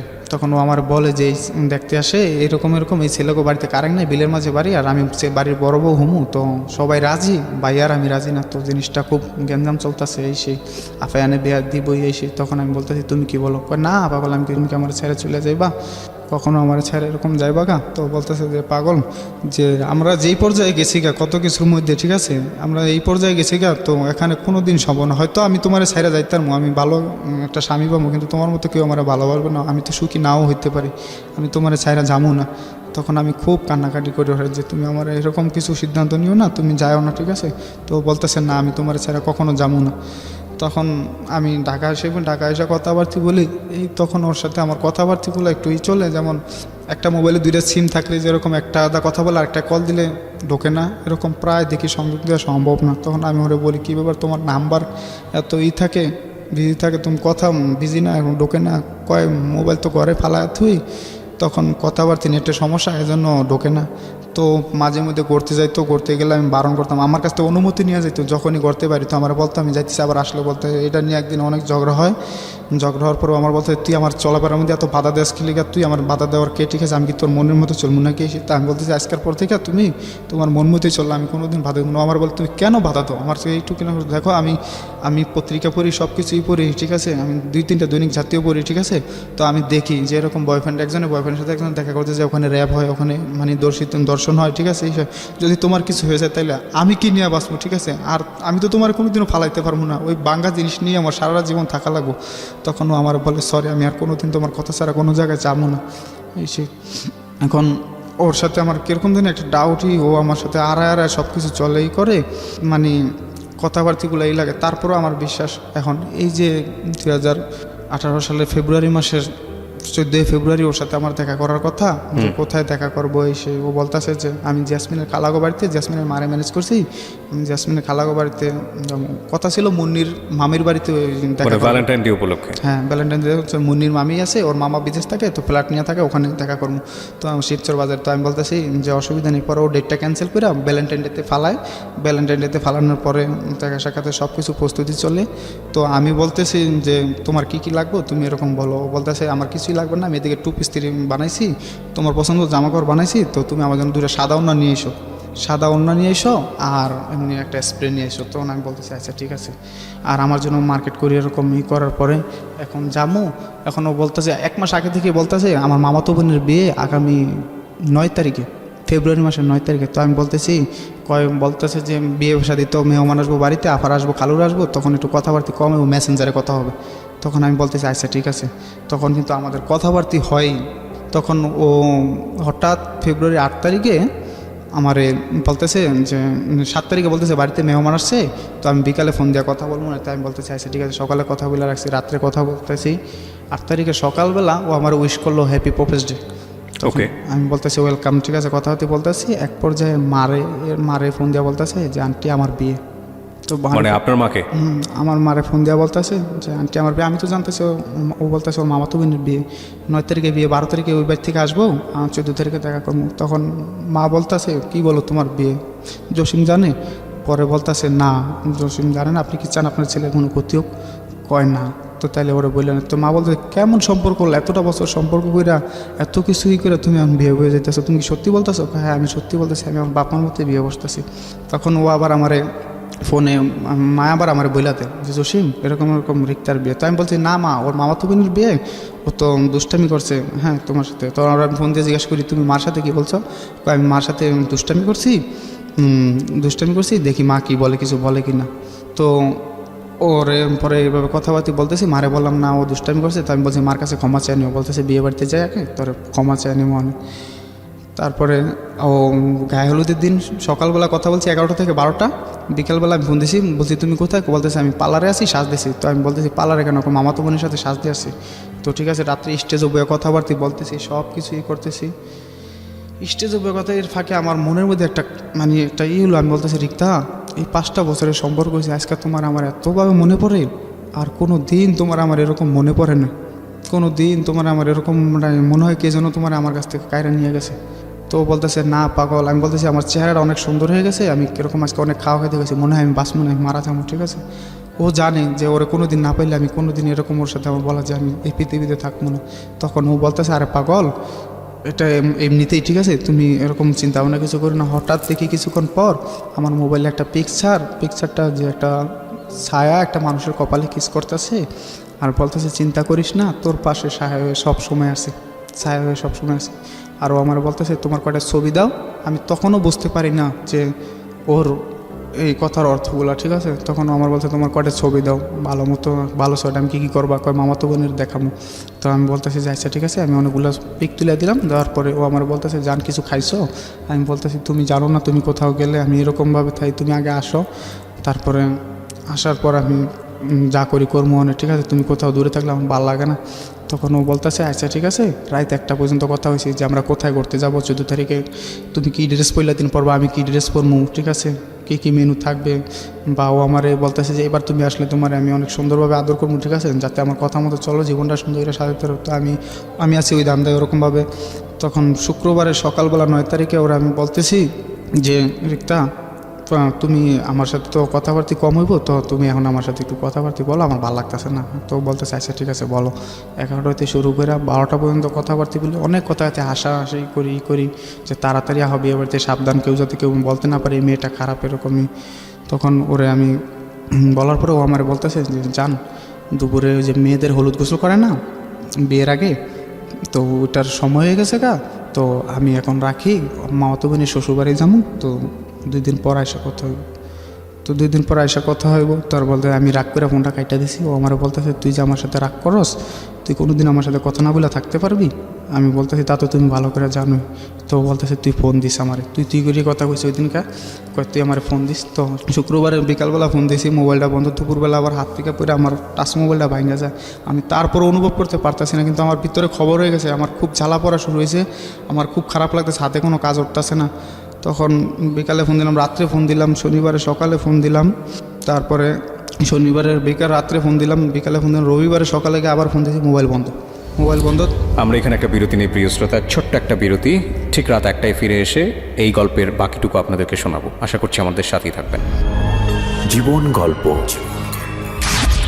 জীবন নাটকের চেয়েও নাটকীয়। জীবন গল্প, জীবন গল্প, জীবন নাটকের চেয়েও নাটকীয়। জীবন গল্প। স্বাগত আরও একবার, শুনছেন জীবন গল্প, ঢাকা FM 90.4-এ। জসিম রয়েছে আমাদের সাথে। হ্যাঁ বলুন। তারপর পরবর্তীতে দেখি ওর মোবাইল বন্ধ। তো আমি চাস্তো করে মুন্নির নাম্বারে ফোন দিই, মুন্নির নাম্বারে ফোন দিয়া বলি যে মুন্নি কই, তোমার নাম্বারে ফোন দিতে বলছে, ওর নাম্বার যদি বন্ধ থাকে। তখন ও আবার ভাবছে যে জানিয়ে ফেলাইছি নাকি, তখন ও ওরে বলছে, আর ও আমার ফোন দিয়েছে, বলতেছে, আমি বলতেছি কি এবার তুমি আমার ফোন দাও না, 2-3 ফোন বন্ধ, তুমি জানো না যে আমি 5 ঘন্টার বেশি তোমার সাথে কথা না বলে কোনোদিন থাকিনি। এসে তখন ও বলতেছে যে আরে পাগল, মোবাইল হারায় গেছে গা, আমি তোমার পরে ফোন দিতেছি। তাই আমি বলছি শান্তার মোবাইলে ফোন দিতা, কয় শান্তার মোবাইলও বিয়ে বাড়ি থেকে হারায় গেছে গা, আমরা আসছি বিয়ে খা, আমি তোমার রাত্রে ফোন দিতেছি। তখন রাত্রে ও ফোন দেয় না, আমি ফোন দিছি, দেখি খুব বাড়িতে চিল্লা ফাল্লা। তখন আমি ওরে ফোন দিছে মতন বলতেছে বাড়িতে খুব চিল্লাফাল্লা চলতেছে, কেন বলতেছে কালকে সকালে আফারা যাবো, খালুরা যাবো গা, আর কোনো সমস্যা নাই, তো কালকে থেকে কথা বলবো না। তো আমি সরল মনে ফোনটা রাখা দিছি।